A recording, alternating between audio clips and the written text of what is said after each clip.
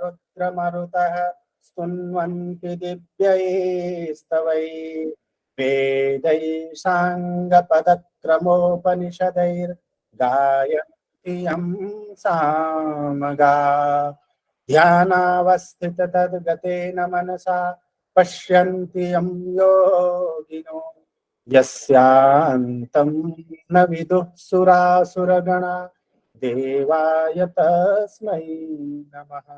योऽन्तः प्रविश्य मम वाचमिमां प्रसुप्तां सञ्जीवयत्यखिलशक्तिधरः स्वधाम्ना अन्यांश हस्तचरणश्रवणत्वगादीन् प्राणान् नमो भगवते पुरुषाय तुभ्यम् प्राणान् नमो भगवते पुरुषाय तुभ्यम्। आप सभी को मेरा सादर प्रणाम। श्री शंकर शिक्षायतन वैदिक शोध संस्थान नई दिल्ली द्वारा समायोजित शारीरक विमर्श विषयक इस राष्ट्रीय संगोष्ठी में समुपस्थित आप सभी विद्वज्जनों का मैं हार्दिक स्वागत एवं अभिनंदन करता हूँ। श्री शंकर शिक्षायतन प्रत्येक महीने की तरह इस महीने का जो हमारा राष्ट्रीय संगोष्ठी है, आप उस संगोष्ठी के समायोजन हेतु हम सभी उपस्थित हैं। तो मैं इस कार्यक्रम का विधिवत शुभारंभ करने के लिए हमारे बीच समुपस्थित हैं केंद्रीय संस्कृत विश्वविद्यालय रणवीर परिसर जम्मू से आदरणीय डॉक्टर अनयमणि त्रिपाठी जी। तो मैं आदरणीय त्रिपाठी जी से निवेदन करूंगा कि वे वैदिक मंगलाचरण से इस कार्यक्रम का शुभारंभ करें। डॉक्टर अनयमणि त्रिपाठी जी। सर्वेभ्यो नमो नमः। हरि ओम। पावकानः सरस्वती बाजे भर्वाजिनीवती जज्ञां बष्टोधियावसुः चोदयित्री सूनरेतानां चेतन्ति सुमतीनां जज्ञन्दधे सरस्वती महो अर्णः सरस्वती प्रचेतयति केतुना धियो विश्वाद्भिराजति समिधाग्निं समिधेति संवैधा अग्निन्दुवस्यत घृतैः बोधयत अतिथिं अस्मिन् हव्या जुहोतन समिधाग्निं समिधेति संवैधा अग्निन्दुवस्यत घृतैर्बोधयत बोधयतातिथिं अतिथिमित्यतिथिं अस्मिन् हव्या जुहोतनेति जुहोतन। हरि ओम। बहुत बहुत धन्यवाद आदरणीय अनयमणि जी। आपने वैदिक मंगलाचरण से इस कार्यक्रम का शुभारंभ किया, इसके लिए मैं श्री शंकर शिक्षायतन वैदिक शोध संस्थान की ओर से आपके प्रति हार्दिक आभार प्रकट करता हूँ। बहुत बहुत धन्यवाद। श्री शंकर शिक्षायतन, जैसे आप सभी को विदित है, पंडित मधुसूदन ओझा प्रणीत ब्रह्म विज्ञान के अंतर्गत शारीरक विमर्श ग्रंथ को लेकर के विगत 6 राष्ट्रीय संगोष्ठियों का 5 संगोष्ठियों का समायोजन कर चुका है और शारीरक विमर्श पर आज की 6ठी संगोष्ठी समायोजित होने जा रही है। और इस संगोष्ठी में हमारे विनम्र प्रार्थना को स्वीकार कर हमारे बीच उपस्थित है कवि कुल गुरु कालिदास संस्कृत विश्वविद्यालय रामटेक नागपुर के भारतीय धर्म दर्शन तथा संस्कृति संकाय के संकायाध्यक्ष आदरणीय प्रोफेसर मधुसूदन पेन्ना सर। मैं आदरणीय सर का हार्दिक स्वागत एवं अभिनंदन करता हूँ। आप हमारे कार्यक्रम में, संस्थान के कार्यक्रम में सर्वप्रथम उपस्थित हुए हैं। मैं आपका हार्दिक अभिनंदन एवं स्वागत करता हूँ। आज द्वितीय वक्ता के रूप में कर्नाटक संस्कृत विश्वविद्यालय बेंगलुरु से वेदांत विभागाध्यक्ष डॉक्टर विनय पी महोदय हमारे बीच विद्यमान है। आपका भी मैं हार्दिक स्वागत एवं अभिनंदन करता हूं। और आज का यह जो कार्यक्रम है, हमारा जो कार्यक्रम है वह श्री शंकर शिक्षा यतन वैदिक शोध संस्थान के समन्वयक तथा जवाहरलाल नेहरू विश्वविद्यालय के संस्कृत एवं प्राच्य विद्या अध्ययन संस्थान के आचार्य आदरणीय गुरुवर प्रोफेसर संतोष कुमार शुक्ल सर की अध्यक्षता में यह कार्यक्रम संपन्न होगा। मैं सर का भी हार्दिक स्वागत एवं अभिनंदन करता हूँ। आज के इस कार्यक्रम में जो भी महनीय आचार्यगण, विद्यार्थी, शोधार्थी उपस्थित हुए हैं, आप सभी का मैं हृदय से स्वागत करते हुए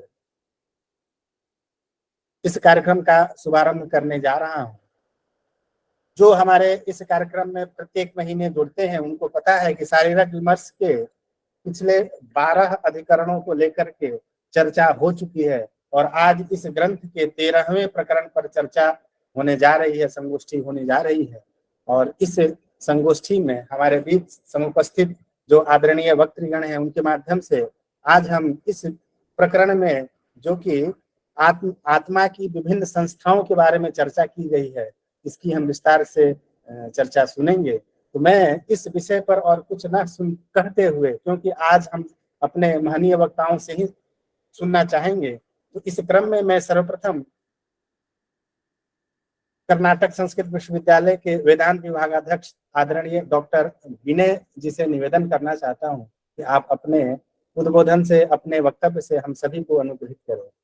आदरणीय डॉक्टर विनय पी महाभागा। श्री गुरुभ्यो नमः। हरि ओम। योऽन्तः प्रविश्य मम मातिमिमां प्रसुप्तां सञ्जीवयत्यखिल शक्तिधरः स्वधाम्नां अन्यान्तः हस्तचरणश्रवणत्वगादीन् पुरुषाय तुभ्यं व्यासाय हृद्याय शुद्धविद्याय मध्वाय च नमो नमः। अत्र समुपस्थिताः विद्वांसः, छात्राः, शोधछात्राः, बहवः पंडिताः च, तेषां कृते मम नमस्काराः, नमांसि भूयांसि। अद्य एव महान् क्रोधः महतः शारीरिकमीमांसा शास्त्रस्य विषये ग्रन्थमधिकृत्य किञ्चित् वक्तुम् अत्र अवकाशः प्रदत्तः। ब्रह्ममीमांसा शास्त्रस्य विषये वक्तव्यमिति चेत् समग्रस्य वैदिकवाङ्मयस्य तत्र सारभूतत्वेन निरूपणम् इति विदितमेव सर्वेषां विदुषां यत् ब्रह्ममीमांसाशास्त्रम् उत्तरमीमांसाशास्त्रम् इति च प्रसिद्धं यत् ब्रह्ममीमांसाशास्त्रं शारीरिकमीमांसाशास्त्रं तत् अध्यायचतुष्टयात्मकम् इति। तत्र प्रथमः अध्यायः समन्वयाध्यायः इति, द्वितीयः अविरोधाध्यायः, तृतीयः साधनाध्यायः, चतुर्थः फलाध्यायः इति। समन्वयाध्याये तावत् परब्रह्मणि एव सर्वेषां वैदिकवाक्यानां पदानां च समन्वयः भवति इति आशयः। अविरोधाध्याये च ब्रह्मणि दोषाः न वर्तन्ते, अपि च वेदव्यतिरिक्तमतानां विमर्शश्च क्रियते। तत्र अधिकरणरचना तु भाष्यकारानुसारेण तत्र भिद्यते इति वयं जानीमः। एतद् ग्रन्थः कर्तुः आशयरीत्या तत्र ग्रन्थबद्धान् सर्वप्रथमं तावत् त्रयोदशे प्रकरणे ये तत्र मधुसूदनवर्यैः पंडित मधुसूदन महाभागैः सर्वप्रथमं मीमांसायां तु विषयः इति ज्ञायते वा, यतोहि इति प्रथमसूत्रे एव विषयनिरूपणं। तदनन्तरं तस्य लक्षणमपि अभिहितं जन्माद्यस्य यथा इति। तस्मिन् विषये ग्रन्थकर्ता तु एवं रीत्या अभिप्रेति ब्रह्मशब्देन च तत्र आत्मा अभिप्रेतः इति। ब्रह्मशब्दस्य कः अर्थः इति चेत् आत्मा एव इति ग्रन्थकर्तुः आशयः। तत्र च एवं रीत्या निरूपणं करोति, यतो वानि भूतानि जायन्ते येन जातानि जीवन्ति यत्प्रयन्ति अभिशंसन्ति तद् ब्रह्म इत्यत्र जगत्कारणत्वं ब्रह्मणः अभीतम्।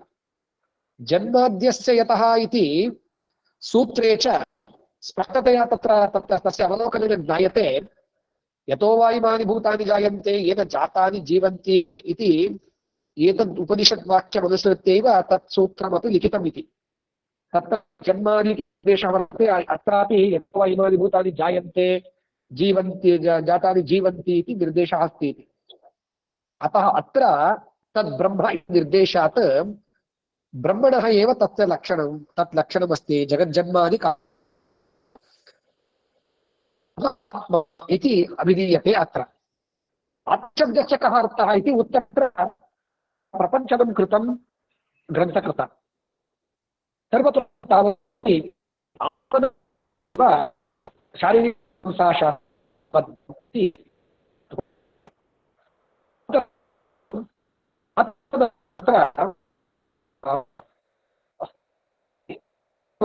अनन्तरं क्रियते अस्मिन्, परन्तु तत्र सर्वप्रथमं तावत् स्तरद्वयं निर्गुणः इति एतदुपरि च विचारः स्यात्, परन्तु तत्र आत्मद्विविधः इति सर्वप्रथमं तावत् विभागं करोति ग्रन्थकर्ता। निर्गुणः सगुणः इति। निर्गुणः आत्मा इत्यर्थः आशयः इति चेत् ग्रन्थकर्ता एवं रीत्या वदति, आश्रितधर्मपरिग्रहान् निर्धर्मको निर्गुणः इति। तत्र आश्रितधर्मपरिग्रहः निर्धर्मकः भवति, तदा तु निर्गुणः आत्मा इति कथ्यते इति आशयः ग्रन्थकर्तुः। सः आशयः इत्यत्र उत्तरत्रापि तस्य प्रपञ्चनमस्ति। आत्मनि निर्धर्मकत्वं भवति। कुतः निर्धर्मकत्वम् इति चेत् तत्र श्वेताश्वरोपनिषदि अस्ति, एको देवः सर्वभूतेषु गूढः सर्वव्यापी सर्वभूतान्तरात्मा कर्माध्यक्षः सर्वभूतादिवासः साक्षी चेता केवलो निर्गुणश्च इति उल्लेखः वर्तते। तत्र निर्गुणत्वं नाम आश्रितधर्म अपरिग्रहः निर्गुणकत्वं, नाम आधेयधर्माः न वर्तन्ते इति आशयः। यतोहि कुतः एवं रीत्या उक्तमस्ति इति चेत् उत्तरत्र स्पष्टीकरोति ग्रन्थकर्ता।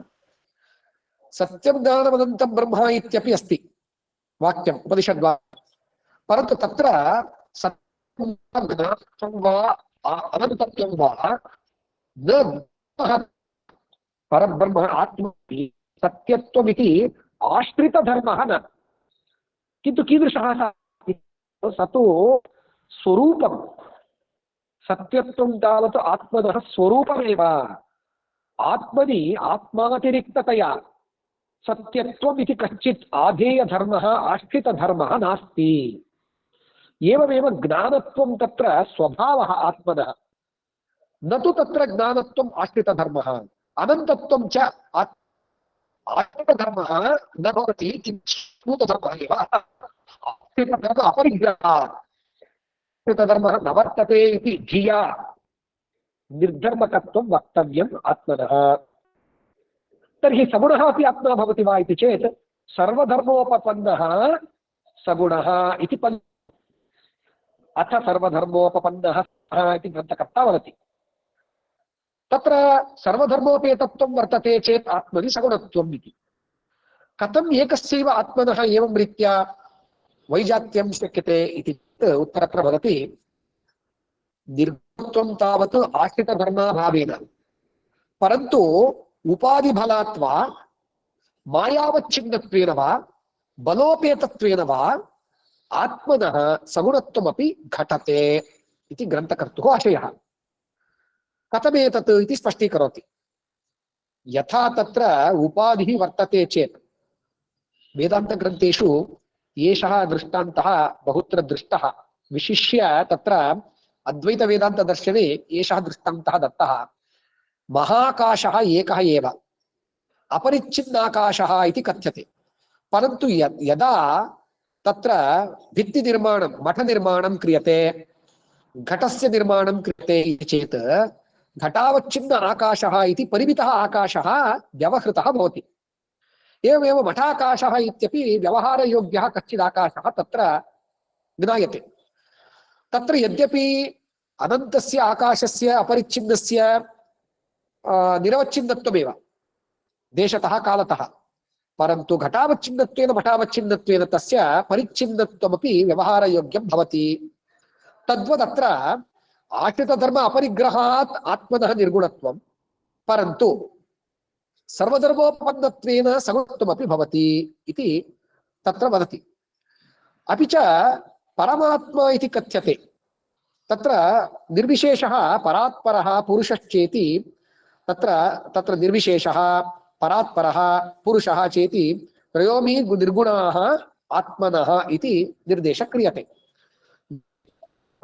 आत्मनः परात्परत्वमपि अस्ति, पुरुषत्वमपि अस्ति। एतत् सर्वमपि उपनिषदि निगदितं वर्तते। निर्विशेषः इति, परात्परः इत्यत्रापि तत्र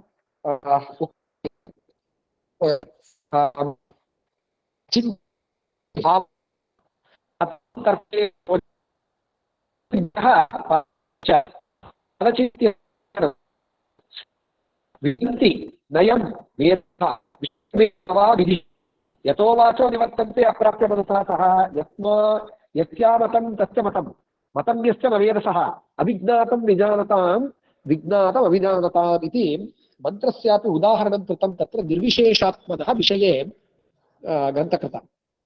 तत्र ग्रन्थकर्तुः आशयः एवं रीत्या अस्ति। निर्विशेषात्मा तु अनिर्वचनीय पदार्थः इति। अत्र एतद् अवगन्तव्यम् अस्माभिः, एतद् आलोचनीयं च। अत्र अनिर्वचनीयत्वं नाम न एतत् सदसद्भिन्नत्वं, सदसत्वानधिकरणत्वोप अनिर्वाच्यत्वमेव मिथ्यात्वमिति यत् पञ्चपादिकायां प्रतिपादितं तादृशम् अनिर्वचनीयत्वम् अत्र न अभिप्रेतम्। किन्तु तो वाचो निवर्तते अप्राप्य मनसा सह इति साकल्येन आत्मनः विषये किमपि वक्तुं न शक्यते। साकल्येन नाम निर्विशेषात्मनः विषये सम्पूर्णतया ज्ञानं न भवति। यतोहि ज्ञानविषयः भवति चेत् ज्ञानावच्छिन्न एव भवति। ज्ञानं तत्र अवच्छेदकरूपेण तिष्ठति एव। यद्वा मनः अन्तःकरणपरिणामरूपस्य ज्ञानस्यापि अवच्छेदकत्वं वा भवतु, यद्वा मनसः अवच्छेदकत्वं भवति चेत् अवच्छिन्नात्मा एव भवति, न तु निरवच्छिन्नात्मा। अतः निरवच्छिन्नात्मनः सर्वदा यदा कदापि अन्तःकरणावच्छिन्नत्वं वा अन्तःकरणवृत्त्यवच्छिन्नत्वं वा न शक्यते इति आशयेन अनिर्वचनीयपदार्थः सः इति तत्र निर्देशः क्रियते। तत्र उक्तमस्ति ग्रन्थे, सोऽयं विश्वातीतो अनिर्वचनीयो अचिन्त्यश्च अविज्ञेयश्च इति विशिष्य व्याख्यानाय नाधिक्रियते ततो विरम्यते इति उक्तमस्ति। अतः विश्वातीतत्वं नाम उत्तरत्र परात्परत्वम् उच्यते, तद् विश्वातीतत्वम् इति कथ्यते। अपि च अनिर्वचनीयत्वम् एतादृशं तत्र साकल्येन वक्तुं न शक्यते। अचिन्त्यशक्योपेतत्वम् अविज्ञेयत्वं च उच्यते इति तत्र विचारः प्रस्तुतः। अनन्तरं तावत् परात्परत्वमस्ति आत्मनः इति तस्मिन् विषयेपि ग्रन्थकर्ता एवं रीत्या वदति। तत्र यः परमात्मा हि स नित्यो निर्गुणः स्मृतः न लिप्यते फलैश्चापि पद्मपत्रमिवाम्भसा कर्मात्मा तत्परो योऽसौ मोक्षबन्धैः स युज्यते स सप्तदशकेनापि राशिना युज्यते पुनः इत्यत्र आत्मनः उपाधिवशात् अपि च मायावशात् इत्यपि तत्र लिखितमस्ति ग्रन्थे। मायावशात् तत्र सगुणोपेतत्वम् अवच्छिन्नरूपत्वं भवति। एतदपि वैशिष्ट्यमस्ति अत्र। अवच्छिन्नत्वमेव न केवलं, किन्तु माया नियामकत्वं च अस्ति आत्मनः इति उक्तमस्ति। अपि च उपनिषदि यः पुरुषः प्रतिपादितः स एव ब्रह्म, अपि च पुरुषरूपेण प्रतिपादितः स एव आत्मा इति च ग्रन्थकर्तुः आशयः। पुरुषशब्दस्य प्रयोगः वैदिकवाङ्मये तु ज्ञायते एव। तत्र पुरुष एवेदकं सर्वं यद्भूतं भव्यम् इति उक्तम्। पुरुषशब्देन कः कथ्यते इति चेत् तत्र ग्रन्थकर्ता वदति पुरुषः तु आत्मा एव इति कथयति। तस्यैव च परात्परस्य निर्विशेषस्य मायाबलावच्छिन्नः कियांश्चित् भागो मायी भूत्वा पुरुषो भवति इति बहु मुख्या पङ्क्तिः अस्ति। तत्र परात्परस्य निर्विशेषस्य आत्मनः किम् अस्ति, तत्र मायाबलावच्छिन्नत्वम् इत्यत्र माया एव मायाबलावच्छिन्नः भवति आत्मा। तत्र किं भवति, तादृशः भागः मायी इति कथ्यते। भागो नाम अत्र तत्र अवयवः इति नार्थः। यतोहि परब्रह्मणः निरवयत्वमस्ति, भागशब्दः प्रयुक्तः तत्र, परन्तु तत्र भागः नाम अवयवः इति नार्थः इति अहं मन्ये। भागो नाम तत्र यथा आत्मा अवच्छिन्नो भवति तदा अवच्छिन्नत्वं क्रियते। अतः स एव भागः मायी इति भूत्वा पुरुषो भवति इति मायी इति कथ्यते। नाम मायावच्छिन्नः इति। मायायाः यद्यपि प्रभुः अपि भवति आत्मा, तदवच्छिन्नोऽपि भवति आत्मा, परन्तु तस्य परात्परत्वं सर्वश्रेष्ठत्वं न त्यक्तमेव, तत्तु तथैव अवतिष्ठते। तस्मिन् विषये तस्य अव्ययत्वम् अक्षरत्वम् एतत् सर्वमपि अस्ति। तदेव उच्यते ग्रन्थकर्तृभिः तत्र महामायाबलावच्छिन्नः सः एषः पुरुषः योगमायात्रयी भेदात् त्रयः पुरुषाः सम्भवन्ति। इतोपि एषः विशिष्टः विचारः प्रतिपादितः। मायायाः तत्र त्रयी तत्र भागत्रयमस्ति, अंशत्रयमस्ति मायायां च। तद्भेदात् किं भवति, अक्षरः अव्ययः इति भवति, अक्षरः इति भवति, क्षरः इति च भवति पुरुषः। तया लिखितमस्ति माया महामायावच्छिन्नः पुरुषः योगमायात्रयी भेदात् त्रयः पुरुषाः सम्भवन्ति, अव्ययः अक्षरः क्षरश्चेत् इति। एतद्विषये एकः एव ईश्वरः तत्र जगदात्मना परिवर्तते, तत्र अव्ययत्वेन अक्षरत्वेन क्षरत्वेन वा भवति वा इत्यत्र किं प्रमाणम्? प्रमाणमनुसृत्य वक्तव्यं खलु मानाधिनामेय सिद्धिः इति चेत् ग्रन्थकर्ता एवं रीत्या वदति। गीतायां भगवद्गीतायां तु प्रमाणमस्ति अस्मिन् विषये। किमिति प्रमाणमस्ति इति चेत् द्वाविमौ पुरुषौ लोके क्षराक्षर एव च क्षरः सर्वाणि भूतानि कूटस्थोऽक्षर उच्यते उत्तमपुरुषस्त्वन्यः परमात्मेत्युदाहृतः यो लोकत्रयमाविश्य बिभर्त्यव्यय ईश्वरः इति गीतायाम् एवम् उक्तमस्ति। तत्र द्वौ पुरुषौ लोके इत्यत्र पुरुषे द्वैविध्यं प्रदर्शितं खलु। तत्र द्वैविध्यं कीदृशं तत्र इति चेत् क्षरत्वम् अक्षरत्वं च इति अव्ययत्वमस्त्येव। अतः गीतायां पुरुषौ इति प्रयोगात् अक्षरत्वं क्षरत्वं ग्राह्यम्, अव्ययत्वं तु स्वभावतया एव वर्तते पुरुषस्य इति उक्त्वा, अतः एव तत्र परमात्मनः एव उत्तमपुरुषस्त्वन्यः परमात्मोदाहृतः इति प्रतिपादनं गीतावाक्यानुसारेण अत्र क्रियते। अपि च अन्यदपि वैशिष्ट्यमस्ति अत्र। अस्मिन् अवसरे एव मम पुरुषः आत्मा एव इति निरूपणावसरे एकं वाक्यं वदति ग्रन्थकर्ता। तत्र आलम्बनम् अव्ययं परं ब्रह्म इति वदति। तत्र निमित्तकारणम् अक्षरं परमं ब्रह्म, उपादानकारणं क्षरं महद् ब्रह्म इति द्वैविध्यं करोति। महद् तत्र एषः विचारः बहु मुख्यः। किमिति चेत् परमं ब्रह्म तत्तु किं भवति, अक्षरं भवति। क्षरमपि भवति वा? भवति, विरोधः भवति खलु। क्षरत्वं च अक्षरत्वं च परस्पर विरुद्धधर्मत्वेन भिद्यते। अतः एकस्मिन्नेव आत्मनि कथं क्षरत्वं कथम् अक्षरत्वं च इति चेत् ग्रन्थकर्ता वदति निमित्तकारणविवक्षया अक्षरत्वम्, उपादानकारणविवक्षया क्षरत्वम्।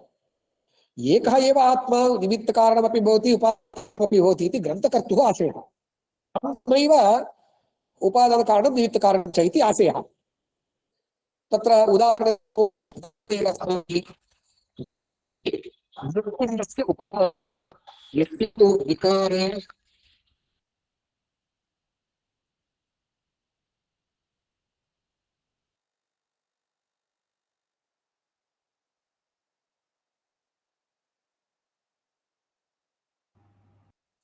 सर को वीडियो बंद करके बोलने के लिए कहिए।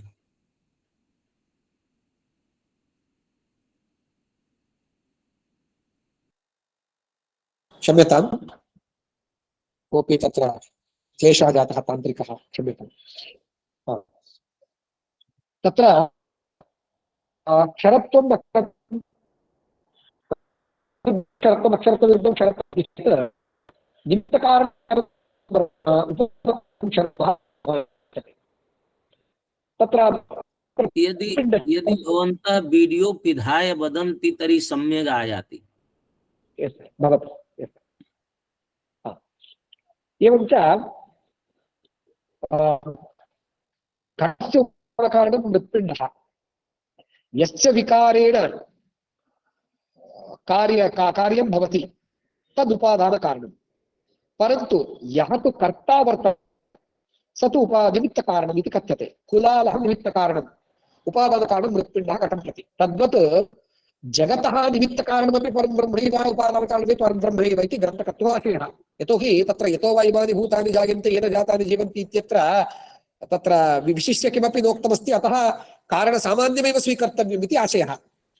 एवमेव जन्माद्यस्य यतः इत्यत्रापि कारणसामान्यमेव स्वीकर्तव्यम् इति धिया कथमेतद् घटते इति चेत् निमित्तकारणविवक्षया अक्षरत्वं। यतोहि कुलालः घटं करोति, तत्र कुलालस्य कोऽपि परिणामः न भवति, कुलालः तथैव तिष्ठति, परन्तु मृत्पिण्डस्यैव विकारः भवति। अतः सर्वदा विकारस्तु उपादानकारणस्य, निमित्तकारणस्य तु परिणामः नास्ति। अतः अक्षरत्वं निमित्तकारणविवक्षया,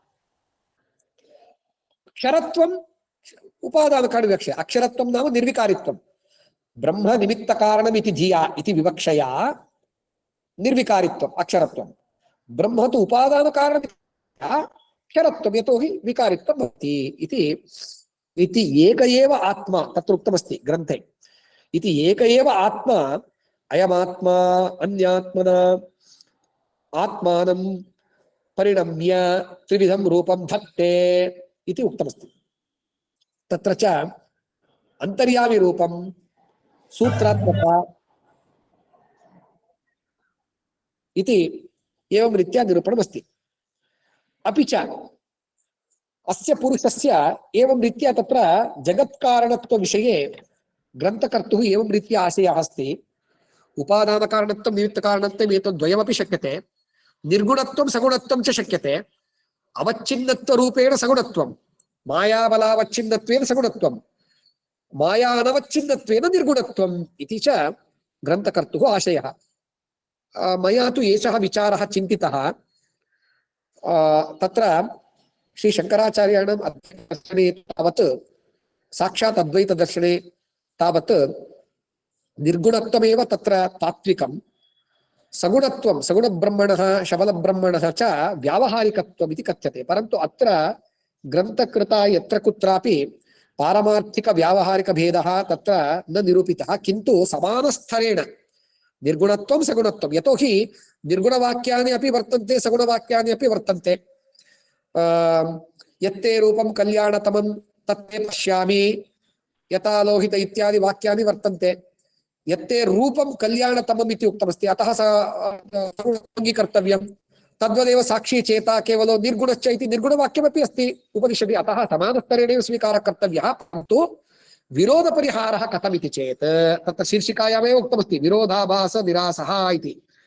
विरोधाभासनिरासः, विरोधाभासस्य परिहारः कथम् इति चेत् मायाबल अनवच्छिन्नत्वेन सगुणत्वं, मायाबलावच्छिन्नत्वेन सगुणत्वं, मायाबल अनवच्छिन्नत्वेन निर्गुणत्वम् इति विरोधपरिहारः। तद्वदेव एकस्मिन्नेव वाक्ये यतो वैमानि भूतानि जायन्ते इत्यत्र कारणसामान्यम् उक्तमस्ति इति कथं विरोधपरिहारः, विरोधाभासपरिहारः इति चेत् भिन्न विवक्षाभेदेन वक्तव्यं। निमित्तकारणविवक्षया अक्षरत्वम्, उपादानकारणविवक्षया अक्षरत्वम् इति एषः मार्गः तत्र अनुसृतः। अपि च अन्तर्यामि रूपनिरूपणे अपरः अपि विचारः तत्र निरूप्यते। तत्र ब्रह्मा विष्णुः इन्द्रः इति त्रयो हृद्याः अन्तर्यामि रूपम् इति निबध्यते। तत्र किमुक्तमस्ति, एतदपि नूतनः विचारः एषः। अंतर्यामी रूपेण सर्वत्र आत्मा तिष्ठति परमात्मा तिष्ठति हृदयान्तर्गतः इति उपनिषदि प्रतिपादितमस्ति। तत्र अंगुष्ठमात्र पुरुषः इति काटकोपनिषदि, मध्ये वामनमासीनम् इति काटकोपनिषदि उक्तमस्ति। हृदयाकाशमध्यवर्ती वर्तते इति। तत्र रूपत्रयमस्ति इति ग्रन्थकर्ता वदति। ब्रह्मणः एकं रूपं, विष्णोः अपरम्, अपि च इन्द्रस्य इति वदति। तत्र मूर्तित्रय परिकल्पना या वर्तते, ब्रह्मरुद्रशिवाः इति, तत्र तथा निरूपणं नास्ति। अत्र ब्रह्म तथा विष्णुः इन्द्रः इति वदति। तत्र वाक्यमपि तत्र उदाहृतमस्त्येव। एवमेव तत्र एतेषां तु अन्तर्यामि रूपत्वम्, अपि च सूत्रात्मरूपत्वमपि अस्ति आत्मनः। सूत्रात्मरूपत्वम् इन्द्रः, सोमः, अग्निः इति त्रयः वृष्ट्याः सूत्रात्मरूपम् इति च निगदितमस्ति। एतदपि ग्रन्थस्य अस्य वैशिष्ट्यं द्योतयति। तत्र तदनन्तरं च अंतर्यामी रूपेण सर्वत्र आत्मा वर्तते, तमेव विदित्वा अतिमृत्युमेति नान्यः पन्था अयन विद्यते अयनाय इति सिद्धान्तः इति वदति। तत्र ज्ञानेन मोक्षः, ज्ञानेनैव बन्धनिवृत्तिः इति च ग्रन्थकर्ता एवं रीत्या सूचयति। तत्र श्रुतिमुदाहरति, तमेव विदित्वा अतिमृत्युमेति, संसारबन्धनस्य निवृत्तिस्तु आत्मनः ज्ञानेन, नान्यः पन्था विद्यते अयनाय, एदं मार्गं विहाय अन्यो मार्गो नास्ति इति एव सिद्धान्तः इति वदति। अपि च अपरः मुख्यः विचारः समन्वयः। एकः समन्वयः कृतः अत्र। किमिति चेत् एक एव अयं षोडशकलः पुरुषः, स ब्रह्मा स विष्णुः स महादेवः। अत्र त्रिमूर्तिपरिकल्पना अस्ति। एकः एव आत्मा ब्रह्मा भवति, विष्णुश्च भवति, महादेवश्च भवति इति निरूप्यते। कथम् इति चेत् त्रयाणाम् येषाम् अक्षराणाम् एकस्यैव ईश्वरस्य हृद्यन्तर्यामि रूपेण सहावस्थानात् अविनाभूतत्वेन एकत्व प्रतिपत्तेः इति वदति। तत्र एवं रीत्या निरूपणं क्रियते। हृदयाकाशे ब्रह्मापि आत्मा, पुरुष शब्दवाच्यः आत्मा ब्रह्मरूपेणापि तिष्ठति, विष्णुरूपेणापि तिष्ठति, तथा महादेवरूपेणापि शिवरूपेणापि तिष्ठति। तस्मात् विष्णुपासनया शिव उपासितो भवति, शिवोपासनया च विष्णुरुपासितो भवति इति ग्रन्थकर्तुः आशयः। समन्वयः तत्र प्रतिपादितः। तत्र केचन किं वदन्ति, विष्णोः उपासना एव तत्र गरीयसी, शिवस्य उपासना एव गरीयसी इति। परन्तु ग्रन्थकर्तुः आशयः एवं रीत्या अस्ति, हृदयाकाशे तु ब्रह्मापि वर्तते, शिवः अपि वर्तते, विष्णुरपि वर्तते। अतः यत्र तु आत्मनः एकदेशावच्छिन्नत्वं, यद्वा एक उपाध्यवच्छिन्नत्वं, तत्र ऐक्यं वर्तते। तत्र स्पष्टतया तद्वदति, हृद्यन्तर्यामि रूपेण सहावस्थानात् अविनाभूतत्वेन एकत्व प्रतिपत्तेः इति। तत्र एक उपाध्यवच्छिन्नत्वं यत्र वर्तते तत्र ऐक्यं। वेदान्तपरिभाषायामपि अन्यसन्दर्भे एषा एव प्रक्रिया प्रतिपादिता। का इति चेत् चिन्तयामः एवं, मठाकाशः वर्तते इति चिन्तयामः। मठाकाशस्य अन्तर्वर्तित्वेन घटाकाशोऽपि वर्तते इति चिन्तयामः। यः कोऽपि घटं स्थापितवान् मठे इति चिन्तयामः। तत्र घटाकाशः मठान्तर्वर्ति, तत्र घटावच्छिन्न आकाशः मठावच्छिन्न आकाशः एक एव। कुतः इति चेत् तत्र उपाध्यवच्छिन्न आकाशस्य घटरूप उपाध्यवच्छिन्न आकाशस्य मठरूपोपाध्यवच्छिन्न आकाश सहावस्थानात् यत्र उपाध्यवच्छिन्न आकाशयोः एकदेशस्तत्वं, यद्वा एकत्रमेव वर्तमानत्वं, तत्र ऐक्यं तादात्म्यम् इत्यपि वक्तुं शक्यते। ततः एव सहावस्थानात् अविनाभूतत्वेन एकत्व प्रतिपत्तेः। अतः तस्मात् विष्णुपासनया शिव उपासितो भवति, शिवोपासनया च विष्णुरुपासितो भवति इति ग्रन्थकर्तुः समन्वयमार्गः अत्र दरीदृश्यते। अपि च अस्मिन् भागे इतोपि बहवः विचाराः तत्र निरूपिताः। तत्र कालावधिः अल्पा एव वर्तते इति तत्र एवं रीत्या वेदान्तविचाराः बहु नूतनतया अपि ग्रन्थकर्ता विचारिताः। सांप्रदायिक तत्र अद्वैतसिद्ध्यादि ग्रन्थानाम् अनुसारेण ये च विचारः न निरूपितः। यतोः अद्वैतसिद्ध्यादि ग्रन्थेषु निर्गुणस्यैव आत्मनः पारमार्थिकत्वं, सगुणस्य आत्मनः तु व्यावहारिकत्वं न्यूनसत्ताकत्वम् इत्येव प्रतिपाद्यते। परन्तु अत्र ग्रन्थकर्तुः आशयः सगुणस्यापि निर्गुणस्यापि आत्मनः समानस्तरत्वेन सत्तावत्वं तत्र भेदो नास्ति इति ग्रन्थकर्तुः एकः मुख्यः विचारः। अपरः मुख्यविचारः तत्र किमस्ति इति चेत् उपादानकारणत्वं निमित्तकारणत्वं च विवक्षाभेदेन वक्तुं शक्यते इति अपरः अपि विचारः निरूपितः।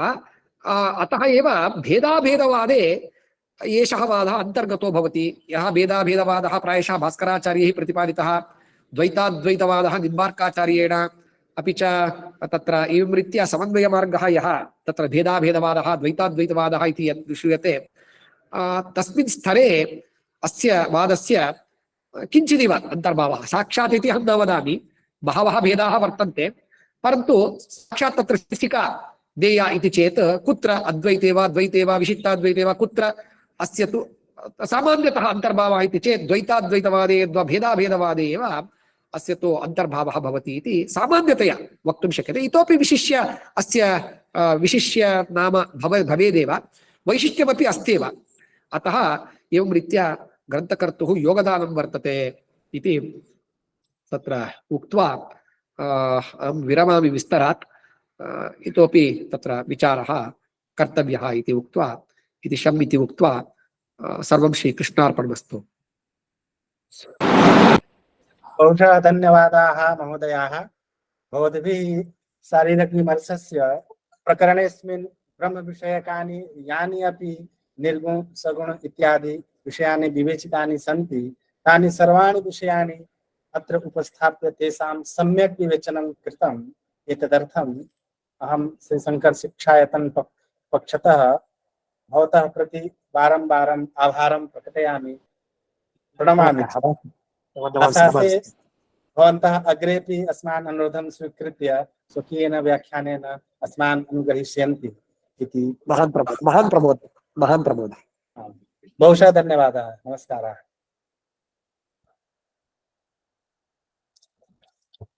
अभी हमने आदरणीय विनय जी से बहुत ही ओजस्वी वक्तव्य सुना। अब हम सबके बीच उपस्थित हैं। आज हम सभी का सौभाग्य है कि हमारे बीच आदरणीय प्रोफेसर मधुसूदन पेन्ना महोदय उपस्थित हैं। आप संप्रति कविकुल गुरु कालिदास संस्कृत विश्वविद्यालय के भारतीय धर्म दर्शन तथा संस्कृति संकाय के संकायाध्यक्ष पद को अलंकृत कर रहे हैं। आपकी विशेषज्ञता भारतीय दर्शन और अनेक शास्त्रों में आपकी अप्रतिहित गति है। आप अनेक सम्मानों से सम्मानित है। आपके अनेक ग्रंथादि प्रकाशित हो चुके हैं और आप संस्कृत, तेलुगु, अंग्रेजी, हिंदी, मराठी, जर्मन आदि अनेक भाषाओं के ज्ञाता हैं। तो आपका मैं क्या परिचय कराऊं। यह हम सबका सौभाग्य है कि आप हमारे निवेदन को स्वीकार कर यहाँ उपस्थित हुए हैं और आपके वक्तव्य से हम सभी अनुग्रहित होंगे। मैं आपसे विनम्र प्रार्थना करता हूँ कि आप अपने वक्तव्य से हम सभी को अनुग्रहित करें। आदरणीय प्रोफेसर मधुसूदन पेन्ना सर।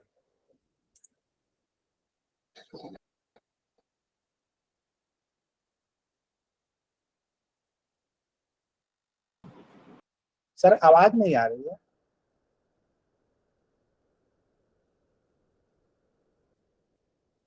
नहीं।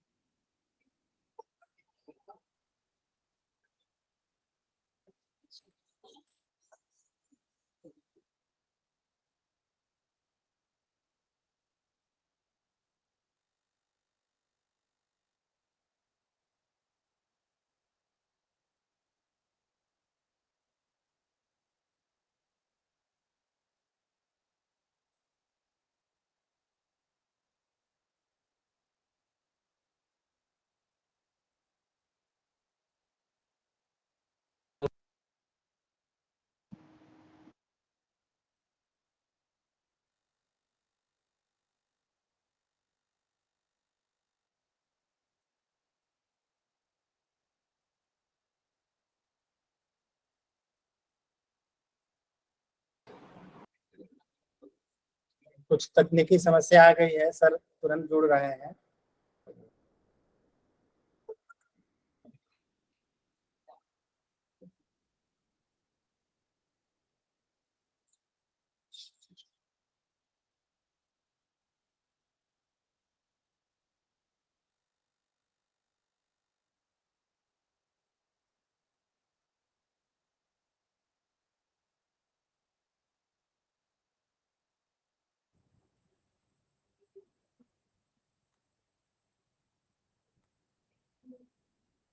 सर आवाज आ रही क्या?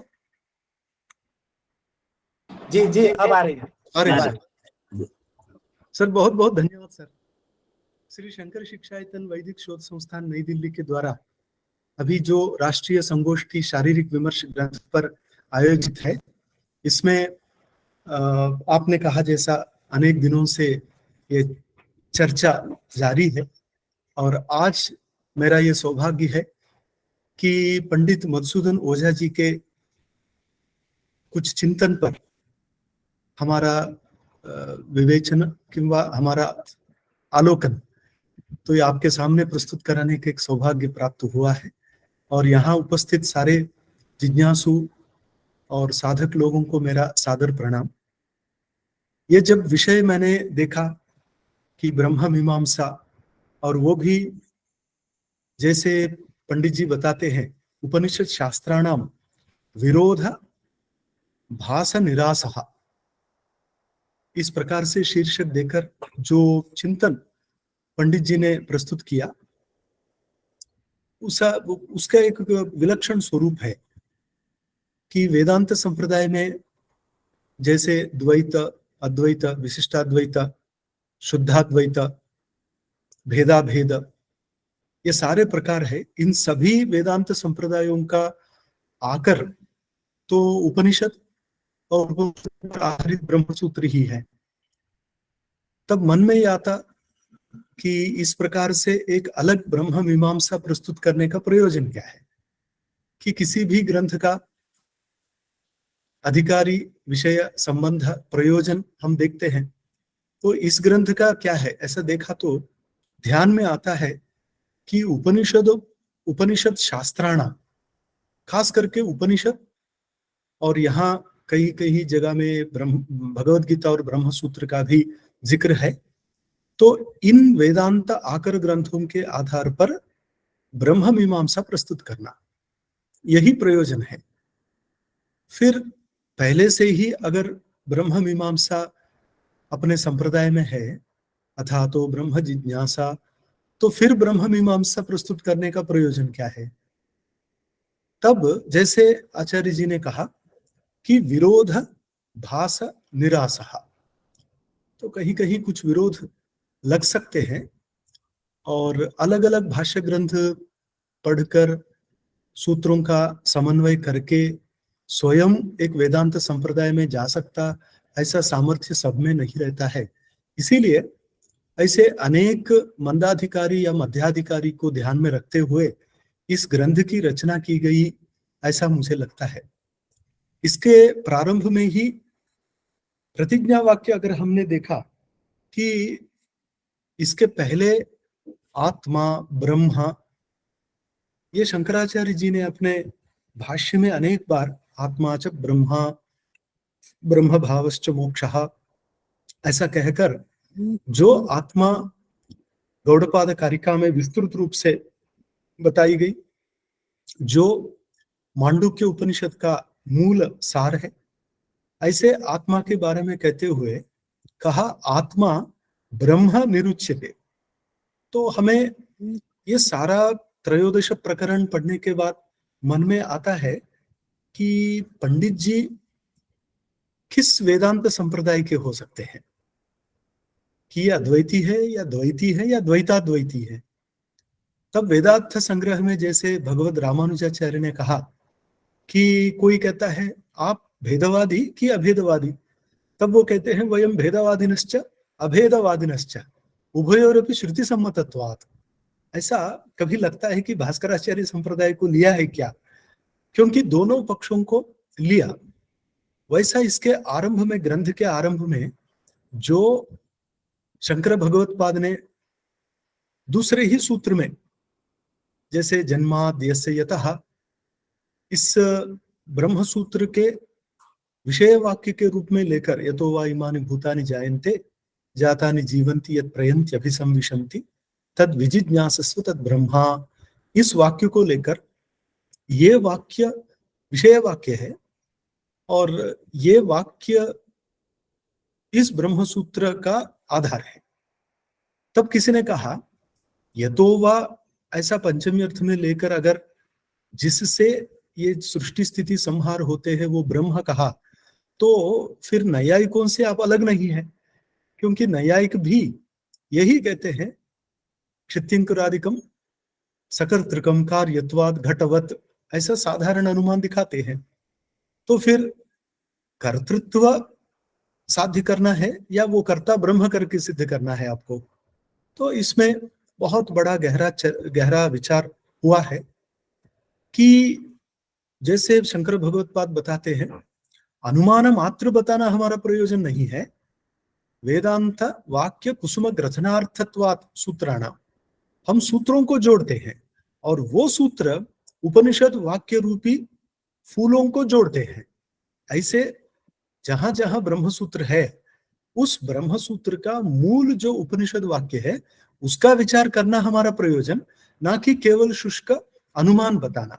क्वचित अगर वेद अविरोधी तर्क आता है, हम उसको रोकेंगे नहीं, वो अनुमान आया तो भी वो किसी उपनिषद वाक्य के समर्थन के लिए ही है, ऐसा बताते हैं। तो आचार्य जी ने इसके आरंभ में ही यतो वा इमानि भूतानि जायन्ते ऐसा कहकर, जिसका उल्लेख तैत्तिरीय उपनिषद में सारे सृष्टि स्थिति संहार का कारण ऐसा बताया गया, वो ब्रह्म, क्योंकि अथा तो ब्रह्म जिज्ञासा प्रतिज्ञा वाक्य के बाद जो ब्रह्म तटस्थ लक्षण दिया गया वो इसी प्रकार का है। तब ये ब्रह्म कोई और हो सकता है ऐसा जो मानते हैं द्वैती, उनका निराकरण करते हुए आत्मा च ब्रह्म निरूप्यते, आत्मा च ब्रह्म निरुच्यते ऐसा कहा। तो ये जो ब्रह्म है वही आत्मा है। मगर एक विषय हमारे ध्यान में लेने योग्य है कि स आत्मा सर्वेषाम, ये वाक्य जब ग्रंथ के आरंभ में आता है, हमारा सहजतया विचार उसमें जाता है मांडुक्य उपनिषद कारिका के तरफ, क्योंकि मांडुक्य उपनिषद कारिका में भी जैसे ईशावासी उपनिषद में बताया जाता है, वैसा आत्मा को अलग न दिखाते हुए ये उपनिषदों में जिस प्रकार से परम तत्व का विवरण हो रहा है, वो परम तत्व ब्रह्म है और वही आत्मा है, ऐसा कई बार बताया गया है। उसी को लेकर स आत्मा सर्वेषाम, सर्वेषाम आत्मा, ये देखते ही हमें ध्यान में आता है कि बृहदारण्यक उपनिषद में जिस प्रकार से अंतर्यामी ब्राह्मण में 17 पदार्थों के अंतर्यामी के रूप में ब्रह्म बताया जाता है, आत्मा सर्वेषाम, जैसे या आत्मानम अंतरा आत्मानम यमयति यम आत्मान वेद यस्य आत्मा शरीरम, ऐसा आत्मा के अंदर भी रहने वाली आत्मा बताई गई। तो ऐसा सर्वेषाम आत्मा कहकर उसके तरफ इशारा करते हुए ये कोई और नहीं है, ये ब्रह्म है, यही आत्मा है, ऐसा पहले ही बताया गया। और इसके बाद फिर एक महत्वपूर्ण विचार इसमें प्रस्तुत किया गया है, त्रयो निर्गुणाश्चत्वारः सगुणाः, जैसे छांदोग्य में आता है ब्रह्म संस्थो अमृतत्वमेति, ये संस्था क्या है करके नारायण तीर्थाचार्य वो भक्ति चंद्रिका में बताते हैं, संस्था चात्र परिसमाप्ति ही, ऐसा वो स्पष्ट लिखते हैं। ऐसे वो जो संस्था है, वो संस्था सप्त संस्था करके एक नया विचार आचार्य जी ने यहाँ लाया। वो विचार इस प्रकार का है, आत्मा वही ब्रह्म है, ये कहते हुए सारे उपनिषदों में अलग अलग संदर्भ में आत्मा का जो स्वरूप बताया गया, भगवत गीता में अक्षर अक्षर पुरुषोत्तम के रूप में जो बताया गया, वो सब लेकर उन्हीं को अपने ग्रंथ में योग्य स्थान देते हुए आचार्य जी कहते हैं त्रयो निर्गुणाश्चत्वार सगुणाः, ये सप्त संस्था, आत्मा की सप्त संस्था, जैसे यज्ञ सप्त संस्था है वैसा आत्मा की सप्त संस्था, उसमें 3 निर्गुण और 4 सगुण करके एक अनोखा विचार हमारे सामने रखा गया है। और आचार्य जी मानते हैं कि इसका आधार उपनिषद ही है। इसीलिए पहले ही आत्मा द्विविधः सगुणो निर्गुणश्च, ये बहुत बड़ा एक ऐसा विचार है जो सगुण निर्गुण दोनों को लेने वाले प्रसिद्ध 5 संप्रदाय में नहीं है, क्योंकि न स्थानतो भी परस्य उभयलिंगम करके उभयलिंगत्व अधिकरण में न स्थानतो भी परस्य उभयलिंगत्वम कहा। और वहां शंकर भगवत्पाद जी ने दिखाया भी कि सगुण प्रतिपादक वाक्य भी है, सर्वगंधः सर्वकामः सर्वरसः इत्यादि बताने वाले हैं, सत्य काम सत्य संकल्पः, और निर्गुण भी है, अस्थूलम अननु अख्रस्व दीर्घम इत्यादि निषेध करने वाले वाक्य भी है। ये दोनों रहते समय किसी को लग सकता है कि ये ब्रह्मा सगुण और निर्गुण हो सकता है। तब शंकर भगवत्पाद जी ने कहा ना, ब्रह्म 2 रूप का नहीं है, वो निर्गुण मात्र है। सगुण ब्रह्म का निर्देश उपनिषदों में उपासना के लिए है। ऐसा कहकर ये ज्ञेय ब्रह्म जो है वो निर्विशेष ब्रह्म मात्र, वो सविशेष नहीं है, ऐसा उन्होंने बहुत स्पष्ट कहा। फिर भी यहां जब आत्मा ऐसा शब्द लिया गया, इसके पहले ही आत्मा ब्रह्म ही है ऐसा बताया गया, वो आत्मा सगुण भी हो सकता निर्गुण भी हो सकता है, ऐसा जो एक प्रतिपादन सामने आता है, तब ये कैसा सगुण हो सकता कैसा निर्गुण, एक ही पदार्थ सगुण निर्गुण दोनों कैसा रहेगा, क्योंकि परस्पर विरुद्धत्वाद। जैसे ये कहते हैं कि सदसद्भ्याम अनिर्वचनीयम, सदसद्भ्याम अनिर्वचनीयम ऐसा कहते ही सत्य अगर कहा तो पक्का पता चलता है कि असत नहीं, असत कहा तो सत्य नहीं, तो ये परस्पर विरुद्ध है।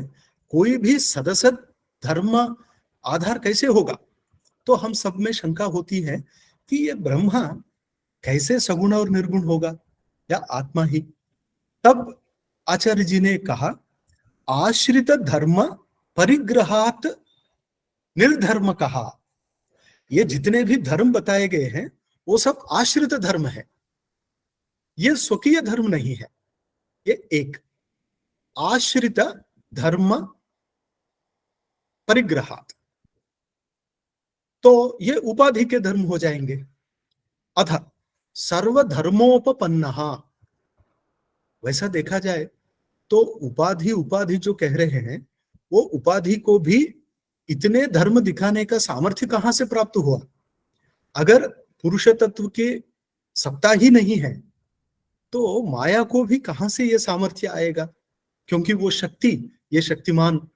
तो इसीलिए जो उपाधिगत धर्म है वो भी प्रकट करने का सामर्थ्य केवल इस ब्रह्म में है, तभी वो सर्वशक्तिमान सर्वज्ञ सर्वव्यापी हो सकता है।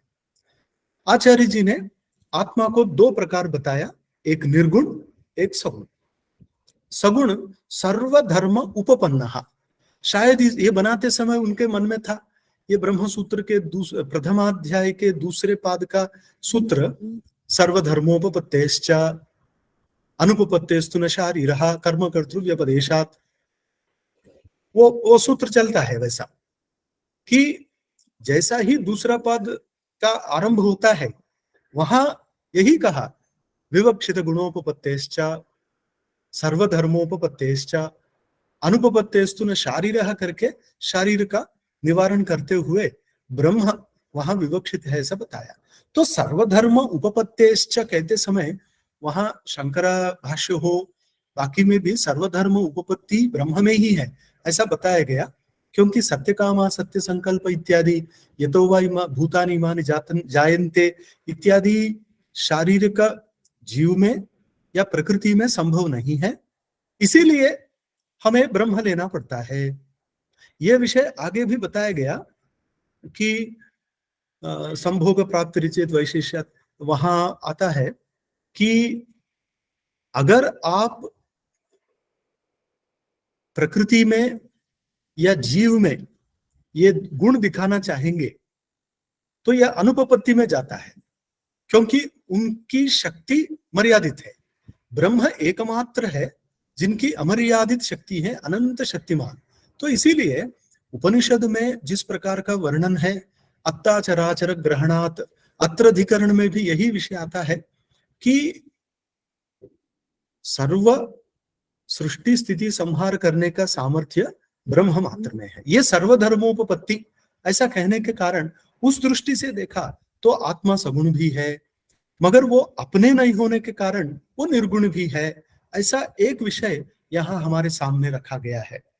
और ये कहते समय तत्र निर्विशेषः विशेषो विकारः, ऐसा मांडुक्य भाष्य में आता भी है। विशेष भेद जो है निर्विशेष अर्थात निर्गतः भेदः यस्मात् सः निर्विशेषः परमात्मा, ऐसा कहना पड़ेगा। और वो परात्परः, देखिए निर्विशेषः परात्परः पुरुषश्च इति त्रयः अमी निर्गुणाः आत्मानः, आत्मानः त्रयः निर्गुणाः। ये थोड़ा हमें ध्यान में रखना है कि आत्म तत्व एक ही है। अगर ऐसा नहीं होता एकमेव अद्वितीयम ब्रह्म इत्यादि का व्याकोप हो सकता है। इसीलिए ये जो विभाजन किया गया है ये प्रक्रिया भेद से जिज्ञासु लोगों के सुविधा के लिए इस प्रकार का विभाजन किया, मगर ये अत्यंत प्रामाणिक और वैज्ञानिक है कि इसके द्वारा हम उपनिषद तात्पर्य को बरोबर समझ पाएंगे। तो अब यहाँ कहा निर्विशेषः परात्परः और तीसरा पुरुषश्च। ये आप थोड़ा अगर जोड़ेंगे तो मुझे लगता है काश्मीर शैव संप्रदाय में इसी तरफ से बताया गया कि ये जो सांख्य में बताए गए चतुर्विंशति तत्व प्रकृति पुरुष तक अशुद्ध अध्वा में ही आता है।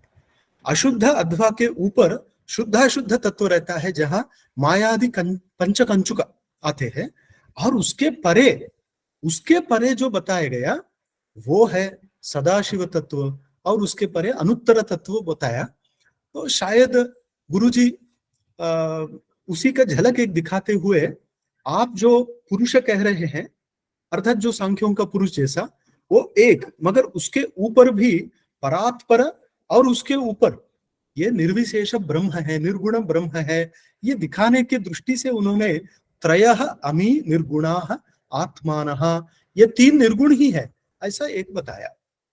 फिर ये स्वरूप में निर्गुण कहा करके स एष त्रिविधो भी गूढ़ः आत्मा परमात्मा निष्क्रियः। तो ये समस्या बहुत बड़ी समस्या है वेदांत में। अगर ब्रह्म अपने रूप में निष्क्रिय है तो ये सारा सृष्टि स्थिति संहार व्यापार कौन कर रहा है? ब्रह्म एकमात्र सत्य है, ब्रह्म में कोई क्रिया नहीं है, फिर ये सारी सृष्टि कहां से? तब या तो गौड़पादाचार्य का अजातिवाद लेना पड़ेगा, नहीं तो विवर्तवाद लेना पड़ेगा। अजातिवाद ब्रह्म की दृष्टि से, विवर्तवाद जीव की दृष्टि से, ऐसा हमको समझना पड़ता है कि विवर्तवाद जैसे ये बताया जाता है अतत्वतः अर्थात तत्वतः नहीं, तत्वतः अन्यथा प्रधा परिणाम है, अतत्वतः अन्यथा प्रधा ये विवर्त है।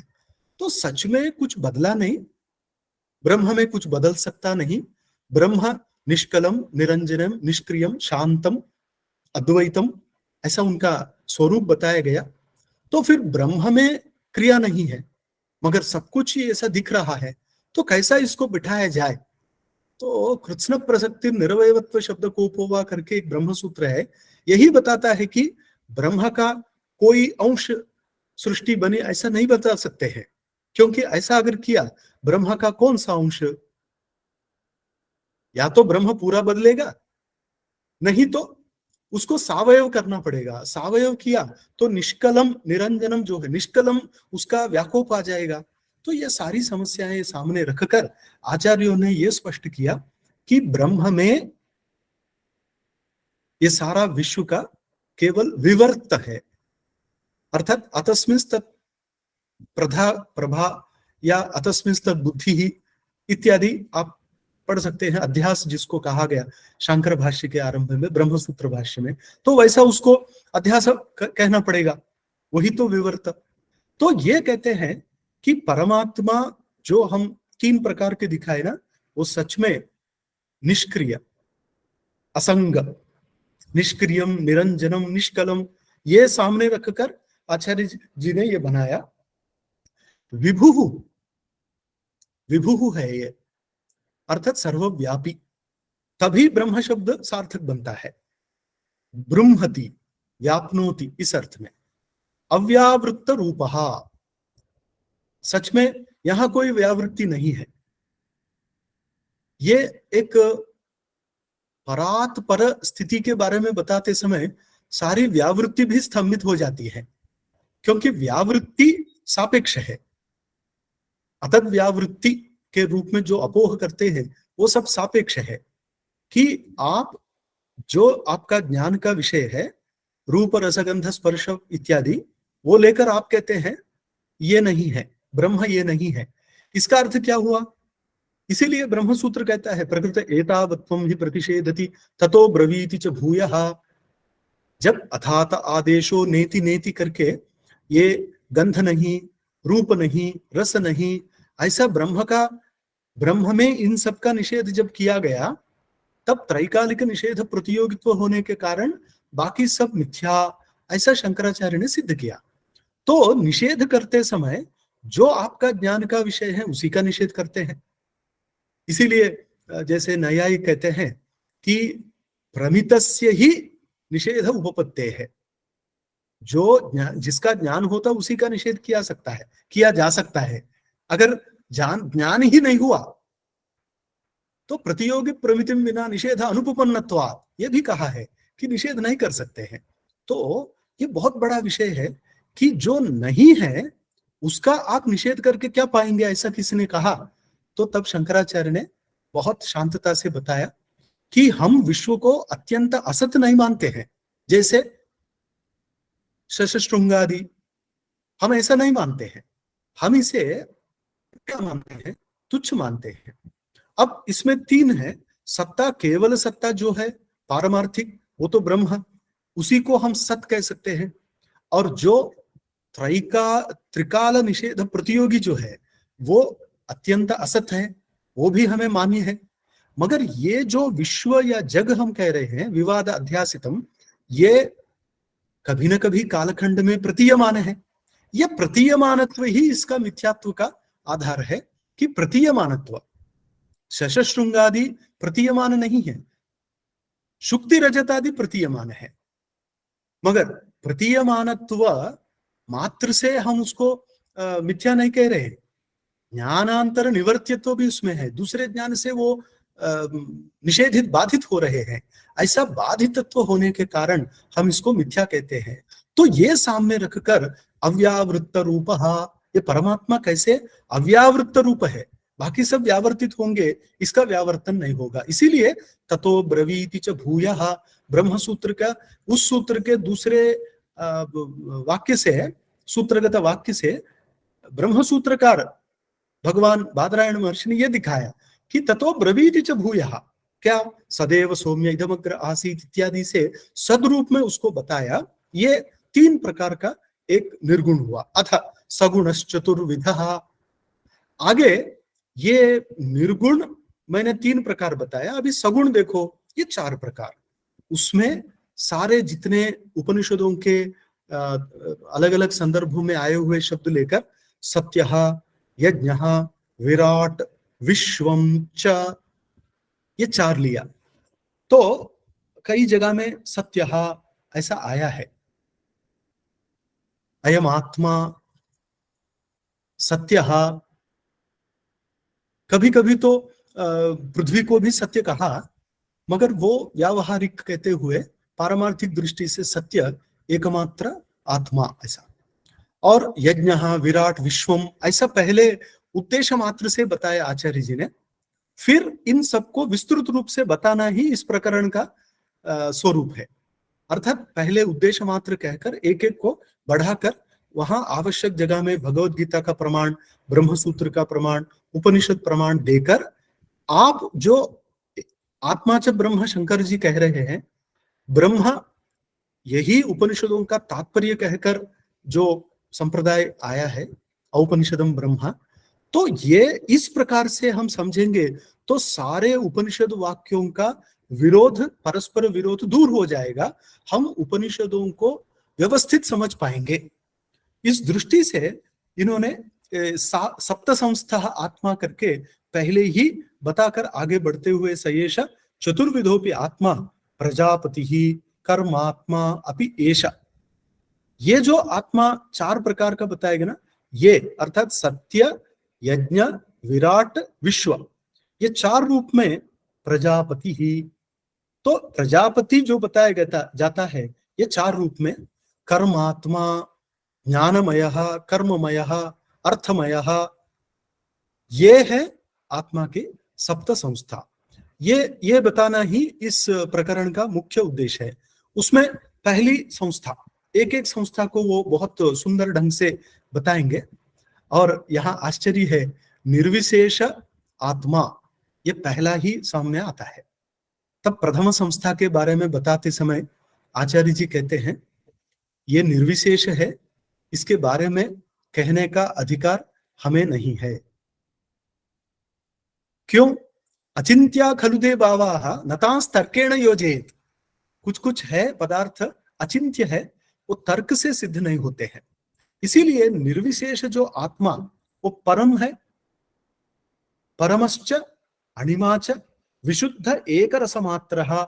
ये अपने को उपनिषद, बृहदारण्यक उपनिषद के तरफ ले जाता है कि ये प्रज्ञान घनः, ये है विशुद्ध एक रसमात्रः और अमृत भावः, क्योंकि ये नित्य है। इसीलिए अमृत रसधर्मैः अनन्तैः मृत्युभिर्बलैः नित्योपपन्नोपि तद उपहितः सन् केवलः। वो सब जितने भी मृत्यु के बल है, वो सब रहने पर भी वो अपने स्वरूप से निर्विशेष केवल, ये परम तत्व, प्रधान निर्विशेष तत्व का स्वरूप बताया। और ये विश्व अतीत है, ये विश्वमय, विश्वोत्तीर्ण करके काश्मीर शैव दर्शन में आया है। वो विश्वोत्तीर्ण स्वरूप को लेकर विश्व अतीतः ऐसा कहा। जब विश्व अतीत है अर्थात विश्व निर्माण के पहले ही था, किस रूप में था? ये जितना हम जानते हैं उस रूप में नहीं था, इसीलिए निर्विशेष कहा। अनिर्वचनीय, थोड़ा कभी कभी झलक लगता है कि ये स्थूल सूक्ष्म स्वरूप अन्वय अर्थवत्व, ऐसा भूतों के बारे में बताते समय योग भाष्य में ये प्रधान के स्वरूप बताते समय वो कहते हैं कि निस्सत निरसत निस्सत्ता सत्ताकम प्रधानम। वहां वाचस्पति मिश्र जी लिखते हैं हम सत्ता उसी को कहते हैं वो अर्थक्रियाकारी हो, अर्थक्रियाकारिता सत्ता।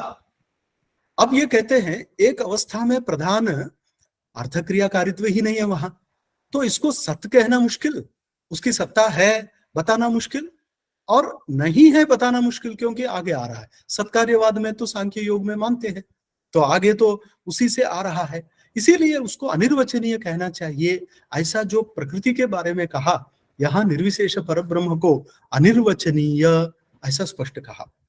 तब एक प्रश्न खड़ा रहता है कि ये निर्विशेष अनिर्वचनीय कैसा, जबकि उपनिषद कहती है सदैव सौम्य इदमग्र आसीत एकमेवाद्वितीयम ब्रह्मा।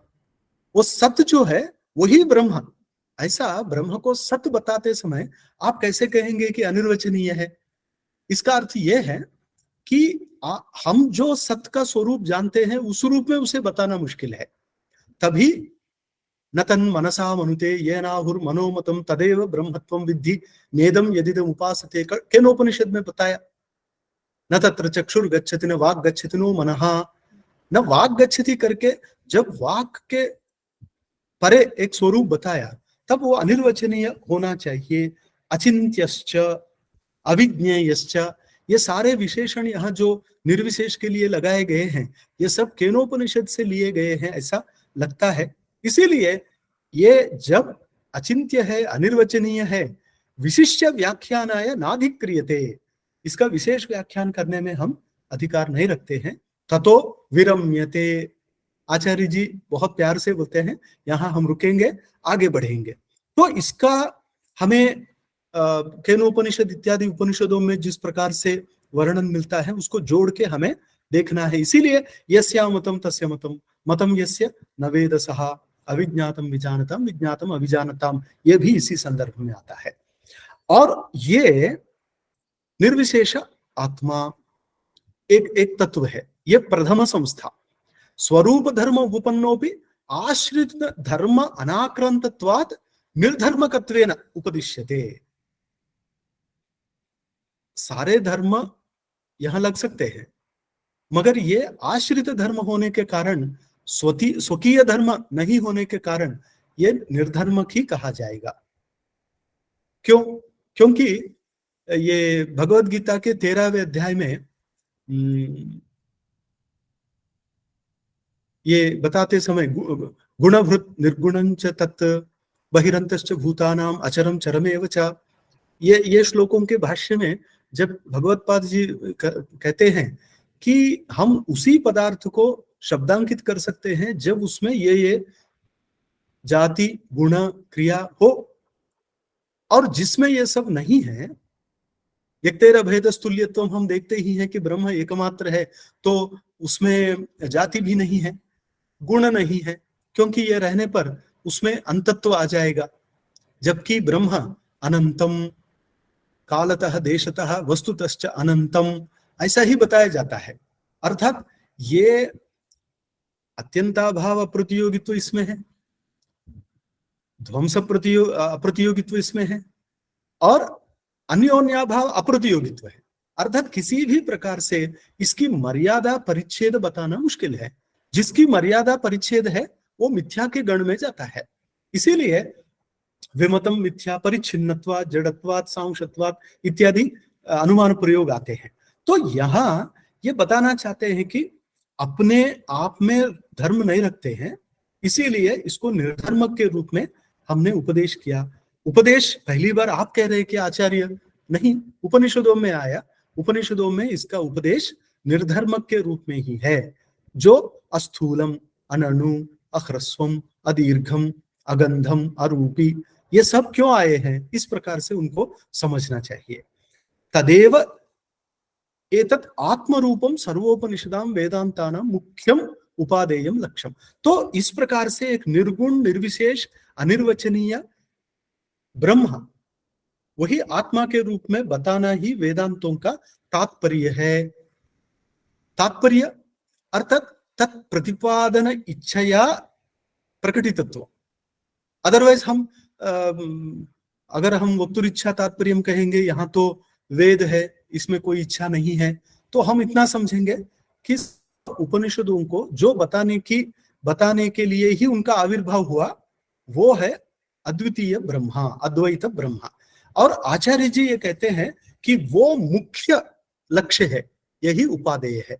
अर्थात अंततोगत्वा निर्गुण परब्रह्म की तरफ ही वेदांत सब हमें ले जाना चाहते हैं। तस्मिन्नेव आत्मनि, फिर ये निर्विशेष निर्गुण आत्मा में माया, कला, प्रकृति, गुण, विकाराणाम अध्याहितत्वात् आवरण अंजन वशात् तद विशिष्टस्य मायिनः पुरुषस्य गुणिनः प्रजापतेः विकारिणः, इतने विशेषण डाले।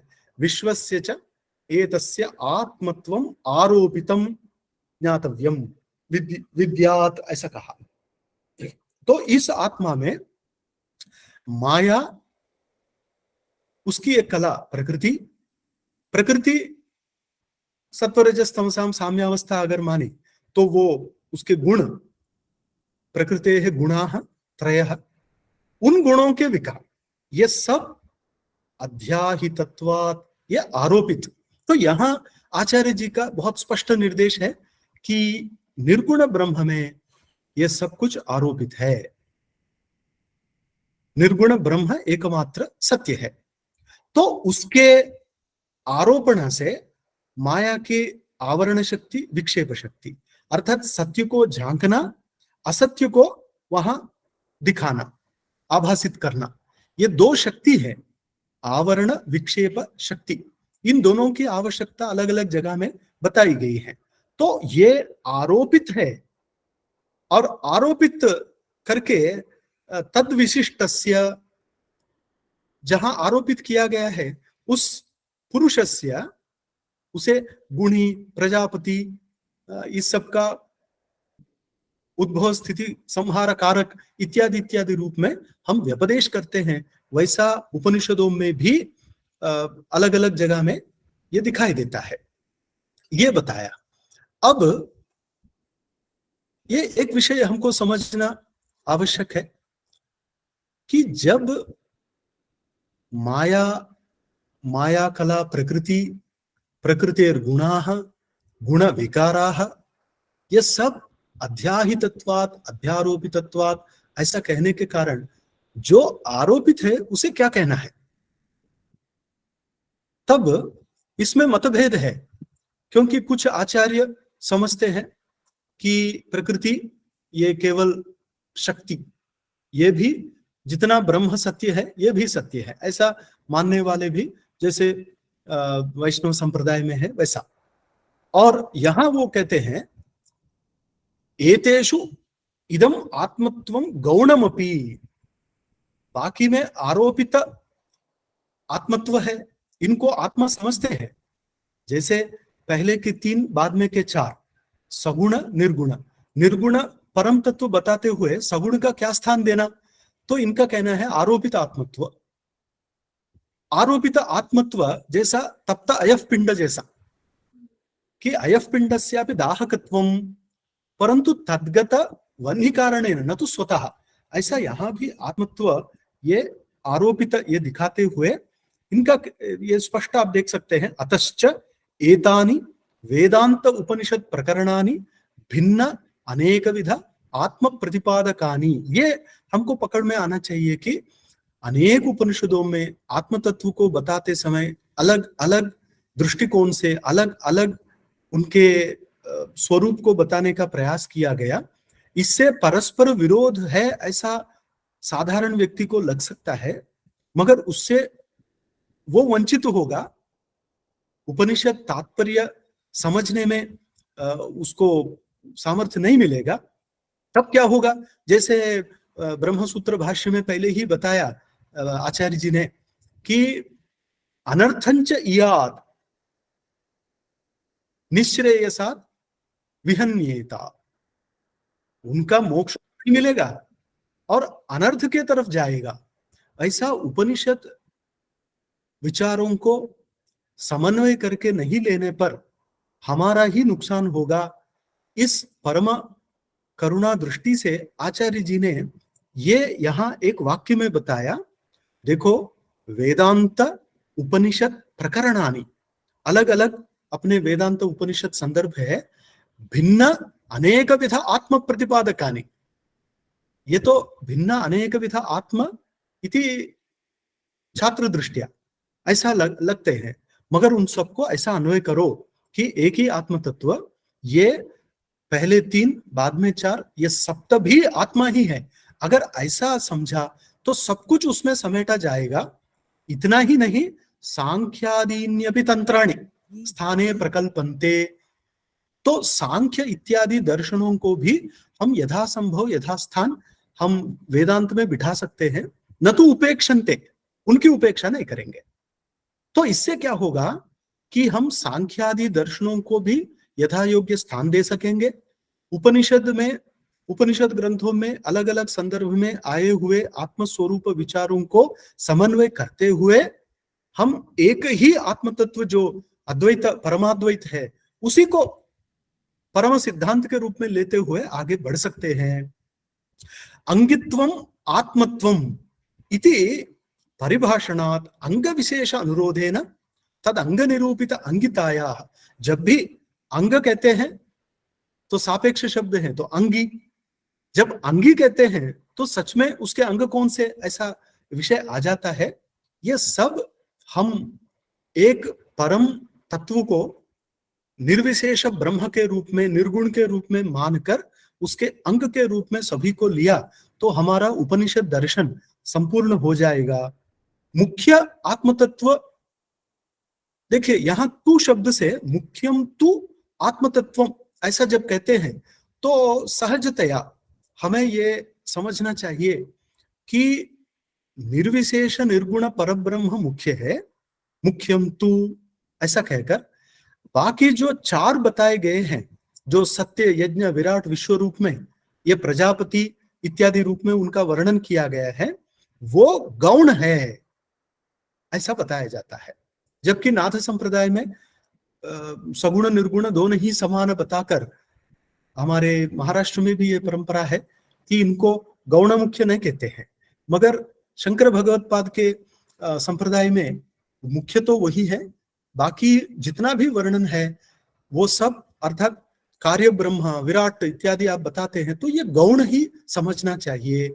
इसीलिए कार्यंतु बादरी राहा, ऐसा जब सूत्र के भाष्य में बताते हैं कि ये कार्य उसके ऊपर कारण है, ऐसा तदेतद ब्रह्मा, ये निर्विशेष ब्रह्म, निर्गुण ब्रह्म, ये मुख्य है, ये वेदांत अर्थात उपनिषदों का तात्पर्य है, यही बताना सारे ग्रंथों का लक्ष्य है, यही अपना भी लक्ष्य होना चाहिए, निर्गुण ऐसा कहकर देखिए, तदेतद ब्रह्म अपूर्वम अनपरम अनंतम अबाह्यम अयमात्मा ब्रह्म सर्वानुभूः इत्यनुशासनम।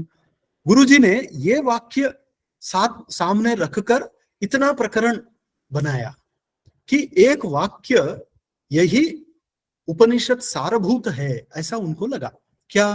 तदेतद ब्रह्मा, तदेतदिति पूर्व प्रस्तुत परामर्शकम, तदेतद ब्रह्मा ऐसा परामर्श करते हुए अपूर्वम, दिशा संबंधी कोई भी नहीं रहता, अपूर्वम न अपरम, इसको आप सामने कहेंगे, पीछे कहेंगे, ऊपर कहेंगे, नीचे कहेंगे, ऐसा कुछ नहीं कह सकते हैं, क्योंकि जैसे बताया जाता है सैंधव लवणवत, ये जैसा वो पूर्णतः लवण घन एव, वैसा ये ब्रह्म विज्ञान घन, ऊपर से नीचे से अंदर से बाहर से पूर्ण, अंतर बहिश्च तत्सर्वं व्याप्य नारायण स्थितः, ये ब्रह्म निर्विशेष है, ये सर्वानुभूः सर्वमपि अनुभवति, ये अंतर्यामी ब्राह्मण का ही झलक है। इति अनुशासनम, ये अपना संप्रदाय है, ये पहली संस्था जो निर्विशेष है, इसके बारे में पहले कहा कि इसके बारे में ज्यादा बताना हमारा अधिकार नहीं है, इति उपरम्यते बोलकर बहुत कुछ बताया, क्योंकि नहीं तो हमारी बुद्धि पकड़ नहीं पाएगी। फिर बाद में परात्पर आता है, परात्पर इसके बारे में बताएं तो अमृत मृत्यु वपुः परात्परः रसो अमृतम बलानि, इसका बलानि मृत्यवः, ये यहां से मृत्यु आरंभ है। ये वैसा तो निरवच्छिन्न है, अनवयव है, विभू है, परिपूर्ण है, शांत है, संख्या दृष्टि से एक है। सच में ये एक शब्द तो परेशान कर दिया आचार्यों को, कई नैयायिकों को भी। जब शक्तिवाद के अंत में गदाधर भट्टाचार्य कहते हैं एक शब्द से को अर्थ कैवल्यमित्यर्थः, कैवल्य विशिष्टमित्यर्थः, ऐसा कहकर कैवल्यम च सजातीय द्वितीय रहितत्वम, इसे पकड़कर भगवत रामानुज कहते हैं देखो सजातीय द्वितीय रहितत्व, विजातीय द्वितीय रह सकता है, आप सजातीय का निषेध करो, विजातीय रह सकता है, वो विजातीय जगत है, ये सत्य है, ऐसा एक नया संप्रदाय ही बन गया है। जबकि सजातीय द्वितीय, शंकर संप्रदाय में विजातीय द्वितीय रहितत्वमपि, सजातीय विजातीय स्वगत भेद रहितम एकम एव अद्वितीयम, ये पंचदशी ने बताया। तो एक शब्द एकम, ऐसा संख्या एकम बहुत मुश्किल है कि एकम ऐसा कहते समय दूसरा नहीं है तो एक बताने की भी जरूरत नहीं है। तो एकम किस दृष्टि से, तब तो अवश्य हमें मानना पड़ेगा सर्वविध भेद रहितम, वो निष्क्रियम, अपने आप में क्रिया नहीं रहती है। क्यों? क्रिया के लिए प्रदेश की आवश्यकता है, जो निष्कलम अवयव रहित है, निरंजनम, किसी से लगता नहीं, उसमें क्रिया कैसे होगी? तो सारी क्रिया प्रकृति को देकर ये शांत उपस्थिति मात्र से सब कुछ कराने वाले अधिष्ठाता, जैसे मीमांसा शास्त्र में बताते हैं अधिष्ठाता स्वोपस्थित्या सर्व कार्य निर्वाहकः, ऐसा ये परमात्मा हम ऐसा बता सकते हैं। और ऐसा निष्क्रियम रसः, इसीलिए रसो वै सः रसम हेवायम लब्ध्वा आनंदी भवति का यहाँ संबंध बनता है। नानावच्छेदावच्छिन्नानि अनंतानि इमानि माया बलानि मृत्यवः। मृत्यु ये क्या है? क्योंकि ये नाना मृत्यु क्यों कहना पड़ा, ये बहुवचन क्यों? क्योंकि मृत्योस्स मृत्युम आपनोति यैह नानैव पश्यति में मृत्योः मृत्युम ऐसा कहा, तो अनेक मृत्यु को स्वरूप में लेकर मृत्यवः, ये सब माया के बल है। ये नाना है और मर्यादित है, अवच्छेद अवच्छिन्नानि अनंतानि, ये है ये मृत्यु, ऐसा उल्लेख उनका किया जाता है। और इसके बारे में हमारा उपनिषद वाक्य ही है, अनंत बल एकीभूत सलक्षणे अस्मिन् परात्परे। देखिए, निर्गुण में न बताते हुए उसके नीचे जब परात्पर आया तब कहा कि इसमें सारे धर्म लग सकते हैं, ऊपर के इसमें नहीं लग सकते हैं। सर्वधर्मोपपत्तेश्च, ऐसा जो प्रथमाध्याय के द्वितीय पद का सूत्र है, ये यहां लागू है। कहाँ? परात्पर में, न तो निर्विशेष में। ऐसा ये श्रुति में होने के कारण ये प्रजापति पुरुष यही है। निर्विशेष, परात्पर, पुरुष, ऐसा तीन जो बताए गए, ये तीन निर्गुण ही है, परिग्रह शून्य है, ये परमात्मा। और उसी का आगे बताते हुए सगुण में जब आते हैं तब सत्य, यज्ञ, विराट, उसके बारे में और अंदर जाकर विवेचन किया, प्रमाण भी दिया। ये सत्य और यज्ञ जो है, ये दोनों प्रजापति है, आत्मा है, सगुण है, मगर कर्मात्मा है, किसी न किसी कर्म के चक्र में है ये। इसीलिए आप ब्रह्म भुवनाद लोकाः पुनरावर्तिनोर्जुन, ऐसा बताना पड़ा भगवत गीता में कि ब्रह्मलोक पर्यंत पुनरावृत्ति अर्थात चक्र, ये चक्र कर्म संबंध से होता है। इसीलिए उभयोर आत्मा सृष्टिम कुरुते कामेन परमात्मा ज्ञानमूलो कामः, ये सब हम ग्रंथ में पढ़ते हैं। मगर एक मुख्य विषय यहाँ हम अवश्य समझना चाहिए कि भगवत गीता में क्षर अक्षर पुरुषोत्तम ऐसा बताने के कारण हम जानते हैं कि आजकल के युग में अक्षर पुरुषोत्तम दर्शन भी एक नया आया, और इधर राजकोट, इधर अहमदाबाद में उसके भी भाष्य आज प्रकाशित हुए हैं। 300 साल पहले भी भाष्य रचाया गया, ऐसा भी हम सुनते हैं। तो ये सारा जिस क्षर अक्षर पुरुषोत्तम के बारे में बता रहे हैं, क्षर सर्वाणि भूतानि कूटस्थो अक्षर उच्यते उत्तम पुरुषस्तु अन्यः करके इतना स्पष्ट कहने के कारण यहाँ द्वौ पुरुषौ ऐसा जो क्षर अक्षर का उल्लेख है, वो भी बहुत ही मार्मिक ढंग से आचार्य जी ने समझाया। और एक विषय थोड़ा हमें लगता है कि पुरुष आत्मा बताते समय परात्परस्य निर्विशेषस्य माया बलावच्छिन्नः कियांश्चित् भागः मायी पुरुषो भवति कहा। यहाँ थोड़ा स्ट्रेट होना पड़ रहा है हमको, क्योंकि ये कह रहे हैं वो निर्विशेष ठीक है, उसका माया बल अवच्छिन्न, शक्ति अवच्छिन्न, मगर कियांश्चित् भागः पुरुषो भवति कहा। तो ये भाग संबंध जो है अंश है क्या? अगर अंश है ठीक है, ममैव अंशो जीवभूतः ऐसा जो भगवद गीता में आया, या अंशो नाना व्यपदेशात ऐसा करके, अंशो नानात्व व्यपदेशात करके जो अंश शब्द आया, अंश इव अंशः ऐसा व्याख्याता लिखते हैं, न तो अंशः। कैसा? 1 रुपया है, 1 रुपया में अगर 25 25 25 25 ऐसे 4 भाग किए तो सच में भाग देखने के लिए वो एक ही है। ऐसा परमात्मा एक है, उसका अंश, तो ये कौन सा अंश है? जीव ईश्वर का कैसा अंश है? तब शायद जैसे यथा अग्नेः विस्फुलिंगाः भवन्ति कहा, ऐसा कुछ प्रकाशमयत्व चेतनत्व की दृष्टि से पुरुष परमात्मा का अंश है ऐसा बताना पड़ेगा। अनंता ही मृत्यवः बलानि अस्मिन् निर्विशेष नाम अमृत ब्रह्मणि सर्वत्र उपपद्यन्ते। और ये मृत्यु, ये जो बल है परमेश्वर का, वो कहां कहां हो सकता है, ये बताकर पुरुष ऐसा जो कहा, पुरिशेते, पुरी वसति, पुरुधास्यति, ऐसे निर्वचन के अनुसार औपाधिक रूप परित्यागेन अन्यथात्वं गच्छन्, अपने रूप को छोड़ दिया तो दूसरा रूप ग्रहण हो जाता।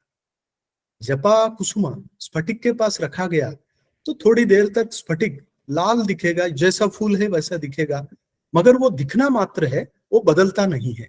ये विवर्त ही शंकराचार्य जी के अद्वैत सिद्धांत का मर्म स्वरूप है। ये पुरुष भी भूयो भूयो अवसीयते अन्यथात्वं गच्छन्, इसका कारण ये हो सकता, जैसा ब्रह्मसूत्र में ही बताया गया, पराभिध्यानात्तु तिरोहितम ततो ह्यस्य बंध विपर्ययौ। उस सूत्र में पराभिध्यान जो है उसके कारण ही ये वृत्ति सारूप्य जैसा होकर ये बंधन में आ रहा है, और जैसा वो हट जाता है फिर अपने अमृत रूप में रह जाएगा, तभी सारा मोक्ष शास्त्र सार्थक होगा। अथवा अगर बंध जीव का, पुरुष का अपना स्वरूप है, तभी छूटेगा नहीं, कभी कभी नहीं छूटेगा तो मोक्ष नहीं होगा। मोक्ष मिला तो भी आर्य समाजीय मोक्ष जैसा कुछ लाखों साल तक रहेगा। न स पुनरावर्तते न स पुनरावर्तत इति, वो तो उपनिषद कह रहे हैं, फिर आता नहीं वो। तो ये स्वरूप समझने के लिए हमें मानना पड़ेगा कि ये औपाधिक मायाकृत एक आभास हो रहा है, और खुद को अपूर्ण समझकर वो ब्रह्म से अलग समझता है। सह आत्मानमेव अवेद अहम ब्रह्मास्मि जब होता तब परिपूर्णता अपने आप में आ जाती है। यही भारत के सारे संतों का जीवन का सार, वो चाहे करपात्री स्वामी जी हो, यहाँ रामकृष्ण परमहंस जो, वहां दक्षिण देश में रमण महर्षि हो, सदाशिवेंद्र सरस्वती हो, सबने एक ही दिखाया कि अपने आप को ब्रह्म स्वरूप में रखना ही वेदांत का परम लक्ष्य है, ऐसा बताया। तो ये महामाया के कारण इस प्रकार से जाता है, ये बताते हुए फिर योग माया के 3 प्रकार बताए। योग माया के भी 3 प्रकार बताए।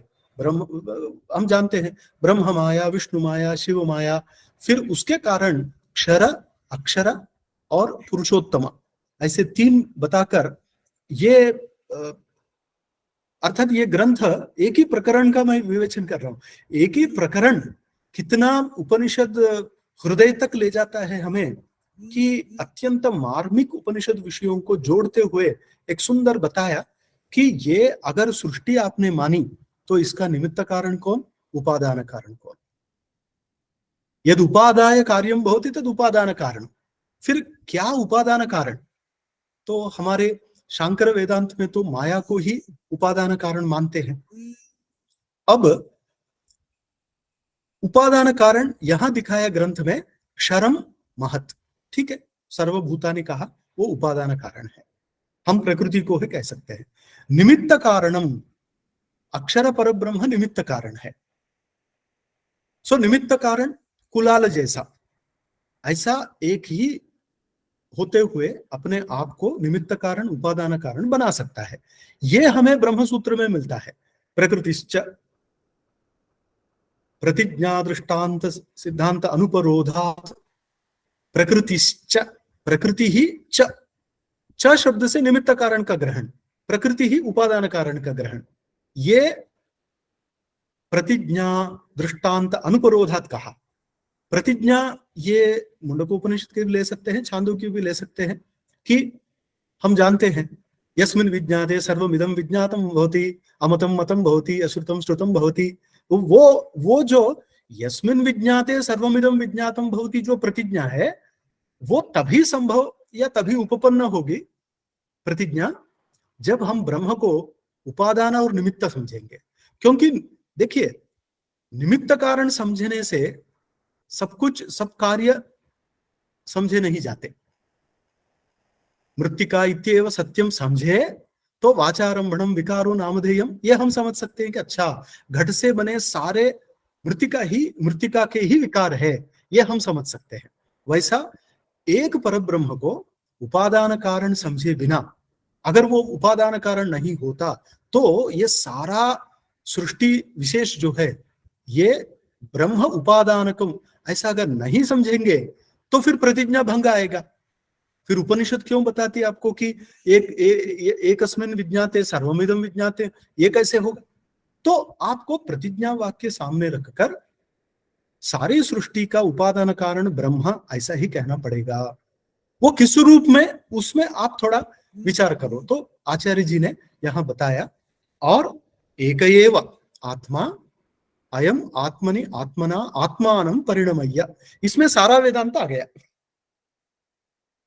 ये कहते हैं आत्मा अयम आत्मनि आत्मना, इसमें आप समझ सकते हैं कि यहां कर्तृकरण, कर्तृकारक कहो, कर्तृकारक, करणकारक, कर्मकारक, आत्मनि अधिकरण कारक, आत्मना करण कारक, आत्मा कर्तृकारक, यह कर्तृत्व स्वातंत्र है, अर्थात फल निष्पत्तौ स्वातंत्र, यही स्वतंत्र कर्ता। ठीक है, धात्वर्थ फलाश्रयत्वम व व्यापाराश्रयत्वम इत्यादि दूसरे लोग कहेंगे, यहां तो फल निष्पत्तौ स्वातंत्र, ऐसा एक कर्तृत्व यहां दिखाते हुए कह रहे हैं आत्मानं परिणमय्य। आत्मानं कैसे?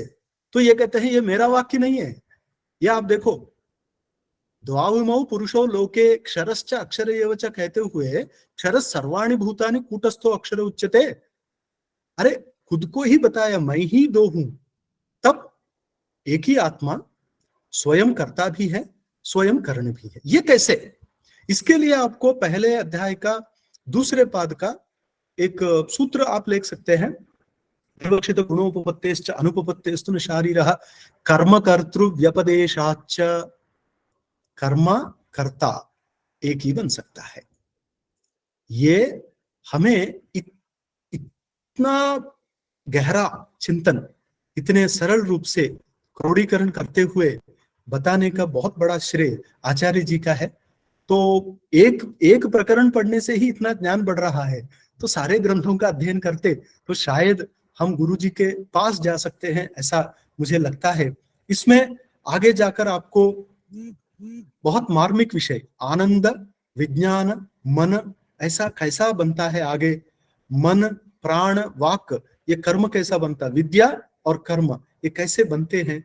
फिर पुरुष षोडश कल पुरुषः करके, षोडश कल पुरुष का उल्लेख हमें प्रश्नोपनिषद में भी आता है, तो उस विषय का विस्तृत विवेचन आगे आचार्य जी ने किया है कि वहां ये 16 थोड़ा मतभेद से क्या है वो उस ग्रंथ में देते हुए, सत्य प्रजापति वो वही आत्मा है, उसमें पंचकला रहती है, टोटल 16 में। ठीक, देखिए आपको कहीं नहीं मिलेगा कि 16 कलाओं को बांट के किसमें कितनी कला आती है, ये सच में महर्षि मात्र कर सकते हैं। ये परम पूज्य आचार्य जी ने ये सब यहाँ इतना सुंदर ढंग से किया, बार बार पढ़ने से हम उसको बरोबर समझ सकते हैं।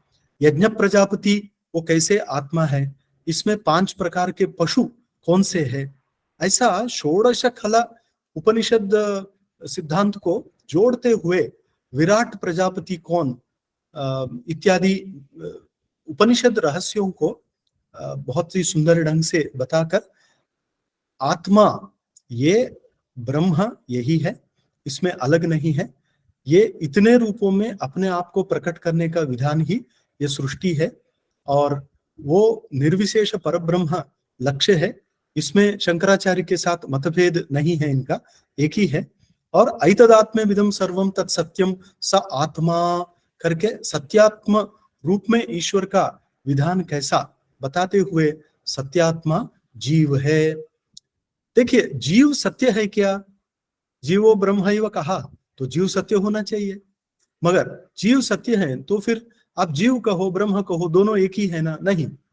उपाधि रहते समय, अविद्या के अंदर, उसके प्रभाव के अंदर रहते समय इसको हम जीव कहते हैं। और जैसा उपाधि अविद्यास्तमयो मोक्षः साच बंध उदाहृतः कहा जैसा, और जब ये निकल जाती है अविद्या, अविद्या जाने का मार्ग ब्रह्म का अपरोक्ष अनुभव, आत्मावरे द्रष्टव्य श्रोतव्य, श्रवण करना चाहिए, श्रवण से उसका अपरोक्ष अनुभव होगा, अपरोक्ष अनुभव होता तो ही उससे मोक्ष मिलेगा। इस प्रकार से कहते हुए सारे ब्रह्मसूत्र, उपनिषद और भगवत गीता वाक्यों को जोड़ते हुए आचार्य जी ने बहुत ही सुंदर ढंग से ये प्रकरण लिखा। और समय ज्यादा नहीं रहने के कारण हम यहाँ रुकते हैं। नमो नमः। धन्यवाद, आप सबको बहुत बहुत धन्यवाद। बहुत बहुत आभार सर, आपने अपने अत्यंत सारगर्भित वक्तव्य से इस प्रकरण के रहस्य, इस प्रकरण के मर्म को हम सबको इतने सरल और सहज शब्दों में समझाया, इसके लिए हम वस्तुतः धन्य हैं। और आपका तो नाम ही आचार्य प्रवर के का नाम है, तो यह भी एक वैलक्षण्य है, क्योंकि आचार्य का रहस्य को आप जैसा विद्वान ही समझते हैं। और ये हमारा लक्ष्य रहता है कि आप जैसे विद्वत्तों के माध्यम से इन दुरूह विषयों को हम समझते हैं प्रत्येक महीने एक गोष्ठी के माध्यम से। और आज आपने इस प्रकरण पर अत्यंत सारगर्भित वक्तव्य से हम सभी को अनुग्रहित किया, इसके लिए मैं श्री शंकर शिक्षायतन की ओर से आपके प्रति बहुत बहुत आभार प्रकट करता हूँ। बहुत बहुत धन्यवाद सर। अब मैं आज की अध्यक्षता कर रहे आदरणीय प्रोफेसर संतोष कुमार शुक्ल सर से निवेदन करता हूँ कि वो अध्यक्षीय वक्तव्य से हम सभी को अनुग्रहित करें। मधुसूदन महाभागाः मम स्मरन्ति इति मन्ये। अहं तत्र डीलिट् उपाधये मत्पुस्तकं समर्पितवान्। डीलिट् उपाधये तत्र महोदय स्मर्यते स्मर्यते। अपि च प्रोफेसर् संतोष कुमार महाभागाः वर्खेडि महोदयनं काले सत्यं सत्यं सत्यम्। अपि च प्रोफेसर् संतोष कुमार महाभागाः मां स्मरन्ति वा इति मन्ये। तत्र नमस्कारः। आर्सियार्थं तत्र JNU मध्ये अहम् आगतवान्। नमस्कारः नमस्कारः। यां मेधां देवगणाः पितरश्च उपासते तया मा मध्य मेधया अग्ने मेधाविनं कुरु। आज के परमादरणीय मुख्य वक्ता, दर्शन संकाय के प्रमुख और विविध शास्त्रों में गति रखने वाले आचार्य मधुसूदन पेन्ना जी, कर्नाटक संस्कृत विश्वविद्यालय के वेदांत विभागाध्यक्ष आदरणीय विनय पी जी, जो वेदांत शास्त्र के मर्मज्ञ आचार्य हैं, आप दोनों के वक्तव्य से आज की गोष्ठी अत्यंत सफल रही, क्योंकि पेन्ना जी ने विस्तार से सभी विषयों को यहाँ पर उद्घाटित किया सरलता के साथ। और विनय जी ने संस्कृत भाषा में, क्योंकि यहाँ विभिन्न तरह के लोग होते हैं, सभी संस्कृत के हों ये कोई जरूरी नहीं, तो फिर भी इतनी अच्छी आपने संस्कृत यहाँ स्थापित की, सबका लाभ हुआ और बहुत ही विस्तार से आपने विषय का को व्याख्यायित किया। इसके लिए हम अत्यंत आपके कृतज्ञ हैं। जो आज का विषय था, क्योंकि हम जानते हैं कि ये जो तत्व आत्म तत्व हो या ब्रह्म तत्व है, यह लौकिक तत्व नहीं, यह अलौकिक तत्व। और इन अलौकिक तत्वों का निरूपण शास्त्र के ही माध्यम से हुआ, अन्य कोई साधन नहीं है इनके निरूपण का। शास्त्र में जो निरूपण है, उन निरूपणों में ऐसे वाक्य मिलते हैं जिनसे लोगों में संदेह पैदा होता है कि यह वाक्य सही है, यह वाक्य सही है। इसीलिए शास्त्र की जरूरत होती है। और मीमांसा शास्त्र ने, चाहे पूर्व मीमांसा हो चाहे उत्तर मीमांसा हो, उस शास्त्र ने इनका विश्लेषण किया। यहाँ पर उन्होंने, मधुसूदन ओझा जी ने लिखा है, सर्वतः पूर्वम शास्त्र ब्रह्मणि भासमानानां परस्पर विरोधानां निराकरणार्थम अनंतानां विश्व सृष्टिनां मूलभूतस्य बृंहण धर्मिणः अस्य विशुद्धस्यापि आत्म ब्रह्मणः तटस्थ लक्षण विधया स्वरूप निर्वचन पूर्वकम संस्था वेद निबंधनम नानात्वम प्रदर्श्यते। ये नानात्व है नहीं, लेकिन नानात्व का लोक के कारण नानात्व का प्रदर्शन करना पड़ता। यद विश्व सृष्टि नाम अनंता नाम इदम एकम ब्रह्मैव क्षेत्रम तदिदम एकमेव कथम विश्व रूपो बभूव। जब एक ही है तो विश्व रूप कैसे हो गया? किम तद ब्रह्म, और वह ब्रह्म क्या है जो एक होते हुए विश्व रूप बन गया? एकम वा इदम विबभूव सर्वम इत्याह भगवान महर्षि तच्च ब्रह्मण स्वभावम अस्तीति ब्रह्म। ब्रह्म का जो स्वभाव है ब्रह्मण स्वभाव है। इति संज्ञायति, ये हम सबको पता है, चलता है देख करके। तो सृष्टि का किस प्रकार से ब्रह्मण होता है, क्योंकि हम लोग तो देखते हैं बीज डालते हैं तो बीज से उत्पत्ति होती है, ब्रह्म कहाँ आ गया? तो उन्होंने बताया विकृतात् वृक्ष बीजात अंकुरोत्पत्तिर दृश्यते। विकृतात् वृक्ष बीजात अंकुरोत्पत्तिर दृश्यते यत्र तु अविकृतादेव बीजात उत्पत्तिस्तदिदं ब्रह्मणम नाम तदिदं ब्रह्मणम यत्र उपपद्यते तद ब्रह्म अब्रह्मणो हि विश्वोत्पत्तौ सत्यामपि नेदं ब्रह्म स्वरूपतो विक्रियते तस्मात् तस्य एतद् अपूर्व रूप प्रादुर्भावस्य ब्रह्मण संज्ञा क्रिया। इस प्रकार से उन्होंने इसको सृष्टि, ब्रह्म से सृष्टि और सृष्टि होने पर उसके स्वरूप का उन्होंने विवेचन किया। यह नानात्व, क्योंकि ये 7 संस्था, आत्मा की 7 संस्था, इस शास्त्र में ही लिखा हुआ, शास्त्र के ही ये शब्द है। इनकी संगति कैसे बनाई जाए? उन्होंने सप्त संस्थात्मनस्य आत्मनः संक्षिप्त स्वरूप संज्ञा, उन्होंने उसके स्वरूप पर भी बताया कि निर्विशेष को गूढ़ोत्मा कहते हैं, कैवल्यम आत्मा और उपनिषदाम अभिमतः निस्सीमः, परात्परः गूढ़ोत्मा सर्वाधारः आत्मा औपनिषदाम अभिमतः निष्कलः, पुरुषः गूढ़ोत्मा षोडशी आत्मा वैज्ञानिकानाम अभिमतः निर्गुणः सत्यः प्रजापतिः सगुणः आत्मा दार्शनिकानाम अभिमतः निर्विकारः यज्ञः प्रजापतिः सविकारः आत्मा शैव भागवतादीनाम अभिमतः निरावरणम्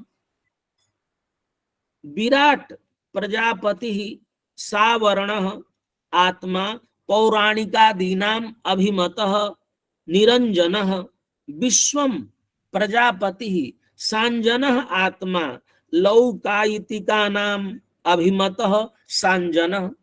इस प्रकार से 7 संस्थाओं के बारे में उन्होंने किनको ये अभिमत हो सकते हैं और कैसे इसके स्वरूप का विवेचन उपनिषदों में प्राप्त होता है, उसके एक एक स्वरूप को यहाँ पर हमारे मुख्य वक्ता आदरणीय पिन्ना जी ने और विनय जी ने बड़े विस्तार से इन विषयों को बताया। ये 7 संस्था के नाम और इनके स्वभाव, यद्यपि उन्होंने कहा, एक शब्द उन्होंने उद्धृत किया कि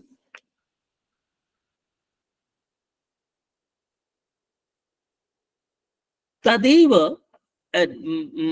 निर्विशेष आत्मा के बारे में कह रहे हैं, तदेव एतद आत्मरूपम सर्वोपनिषदाम वेदांतानाम मुख्यम उपादेयम लक्ष्यम। एतदेव, इसलिए उनके अभिमत में वेदांतियों के का ये लक्ष्य है, निर्विशेष आत्मा ही ये मुख्यम उपादेयम लक्ष्यम तस्मिन्नेवात्मनि माया कला प्रकृति गुण विकाराणाम अध्याहितत्वात् आवरणांजन वशात् तद विशिष्टस्य मायिनः पुरुषस्य गुणिनः प्रजापते विकारिणो विश्वस्य चैतस्य आत्मत्वम आरोपितम विद्यात्। इस प्रकार से उन्होंने इस विषय का एक एक का स्वरूप उन्होंने विस्तार से बताया और इनको प्रमाण पूर्वक इस सातों के स्वरूप को उपनिषदों के प्रमाण के साथ इनका स्वरूप निरूपण किया। यद्यपि एकस्य एक ही है, वो निर्गुण ही है, लेकिन उसके स्वरूप भेद को उन्होंने विस्तार से दिखाया। और जो आत्मा की 16 कलाएं हैं, षोडश कला द्रष्टव्याः इमाः प्राणः आशा स्मरः आकाशः तेजः आपः अन्नम बलम विज्ञानम ध्यानम चित्तम संकल्पः मनः वाक् मंत्राः कर्माणि और पिप्पलादस्तु भगवान अन्यथा ताः कलाः आह। और पिप्पलाद ने इन 16 कलाओं को दूसरी तरह से गिनाया है।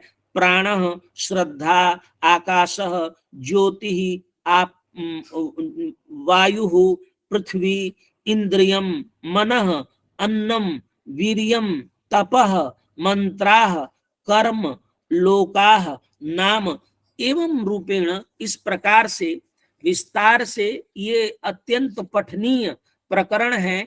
इस उपनिषदों में आत्मा के स्वरूप पर क्या विमर्श हुआ है और आत्मा का, क्योंकि लिखा हुआ है कि शास्त्रों में कि आत्मा है कि नहीं, आत्मा किसे कहते हैं। किसी को हम आत्मवाद के रूप में विभिन्न शास्त्रों में पढ़ते हैं तो शरीर आत्मा है कि इंद्रिय आत्मा है कि मन आत्मा है कि एतदतिरिक्त आत्मा है। तो कुमारिल भट्ट ने कहा, इन सब का खंडन किया और कहा कि इससे अतिरिक्त आत्मा है, लेकिन आत्मा का स्वरूप कैसे पता चलेगा। तो उन्होंने लिखा अपने श्लोक वार्तिक में, वेदांत निषेवणेन, वेदांत शास्त्र के अध्ययन से आत्मा के स्वरूप का हम विमर्श कर सकते। उस स्वरूप विमर्श को इन्होंने संग्रह किया। उपनिषदों में जहां जहां आत्मा के सगुण और निर्गुण स्वरूप जितने जिस प्रकार के वर्णित हैं, उनका सभी स्वरूप को वर्णित किया। और उन्होंने कहा कि यद्यपि एक ही निर्गुण आत्मा है, लेकिन उसके भेदोपभेद उपाधि के कारण होते रहते हैं। और समझने की दृष्टि से, क्योंकि जीव जगत में हम रहते हैं, जो हमारा व्यवहारिक जगत है, उस व्यवहारिक जगत में आज उसी आत्मवाद को आइडेंटिटी के साथ जोड़ दिए। वो आजकल आत्मवाद आइडेंटिटी थियरी है। तो भाषा के नाम पर, रूप के नाम पर, प्रदेश के नाम पर हम अपने स्वरूप को समझ रहे हैं, जो कि ठीक नहीं है, जो गलत है। लेकिन व्यवहार दशा में यही है। पारमार्थिक दृष्टि से हम क्या हमारा स्वरूप हो सकता है और शास्त्र क्या मत है, क्योंकि ये विषय ही ऐसा है कि अलौकिक विषय है। शास्त्र ही इसमें प्रमाण है। और शास्त्र के एकः देवः एकः रुद्रः सहस्रशो वा रुद्राः, ये विरुद्ध बात कह रहे हैं।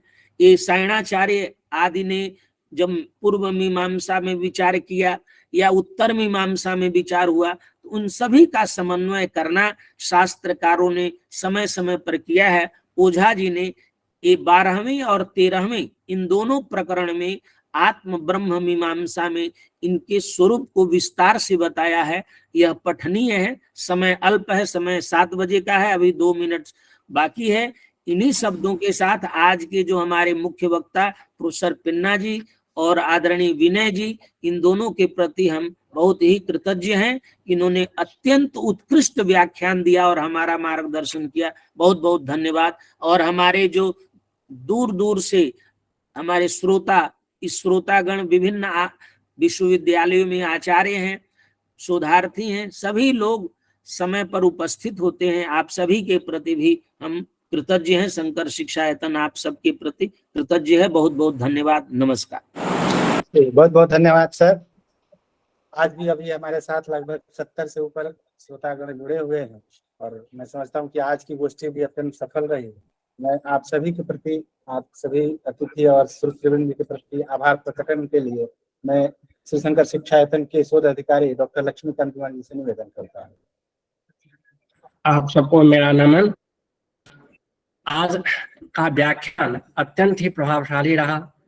आदरणीय विनय पीजी जो कर्नाटक संस्कृत विश्वविद्यालय में वेदांत विभाग के आचार्य हैं, उन्होंने संस्कृत भाषा के माध्यम से विषय को स्थापित किया, शंकर भाष्य से उसका तुलनात्मक अध्ययन प्रस्तुत किया। आपके प्रति शंकर शिक्षायतन वैदिक शोध संस्थान के पक्ष से मैं आभार प्रकट करता हूँ। आज द्वितीय वक्ता के रूप में परमादरणीय तेन्ना सर आए। आप कवि कुलगुरु कर्नाटक कवि कुलगुरु विश्वविद्यालय रामटेक में आप आचार्य हैं और आपने लगभग 1 घंटा तक शायरक विमर्श के 13वें प्रकरण में वेदांत के शंकराचार्य के साथ एक एक पंक्ति का आपने समावेश किया, एक युक्तिपूर्वक विवेचन प्रस्तुत किया। यहाँ बड़ा ही प्रभावशाली व्याख्यान आपका था। आपके प्रति मैं हार्दिक आभार प्रकट करता हूँ। इस कार्यक्रम के अध्यक्ष आदरणीय शुक्ला सर, मैं आपके प्रति आभार प्रकट करता हूँ। और इस कार्य पटल पर जितने भी इस पटल पर उपस्थित हैं श्रोतृवृंद वह मुख्य हैं, क्योंकि आप लोगों के सहयोग से ही यह कार्यक्रम होता रहता है। प्रतिमाह यह कार्यक्रम चलता है। मैं देख रहा हूँ कि हरीश मैडम हैं, गीता शुक्ला जी मैडम हैं, रंजन लता जी हैं, विजय गुप्ता जी हैं। आप सभी के प्रति मैं हार्दिक आभार प्रकट करता हूँ। इसी आप लोग हमारे साथ जुड़े रहे। इन्हीं शब्दों के साथ मैं अपनी वाणी को यहाँ विराम देता हूँ। ठीक सर, आपका भी बहुत बहुत धन्यवाद। शांति पाठ के साथ यह कार्यक्रम संपन्न होगा। हरि ओम द्यौः शान्तिरोषधयः शान्तिः वनस्पतयः शान्तिर्विश्वे देवाः शान्ति ब्रह्म शान्तिः सर्वगुण शान्तिः शान्तिरेव शान्तिः सामा शान्तिरेधि यतो यतः समीहसे ततो नो अभयं कुरु शन्नः कुरु प्रजाभ्यो भयन्नः पशुभ्यः सुशान्तिर्भवतु। ओम पूर्णमदः पूर्णमिदं पूर्णात् पूर्णमुदच्यते पूर्णस्य पूर्णमादाय पूर्णमेवावशिष्यते। सर्वे भवन्तु सुखिनः, सर्वे सन्तु निरामयाः, सर्वे भद्राणि पश्यन्तु, मा कश्चित् दुःखभाग् भवेत्। ओम शांति शांति शांति शांतिर्भवतु। आप सभी का एक बार पुनः पुनः आभार। और अग्रिम महीना पुनः हम एक इसके अगले प्रकरण पर संगोष्ठी के लिए उपस्थित होंगे। आप सभी के लिए धन्यवाद। नमस्कार।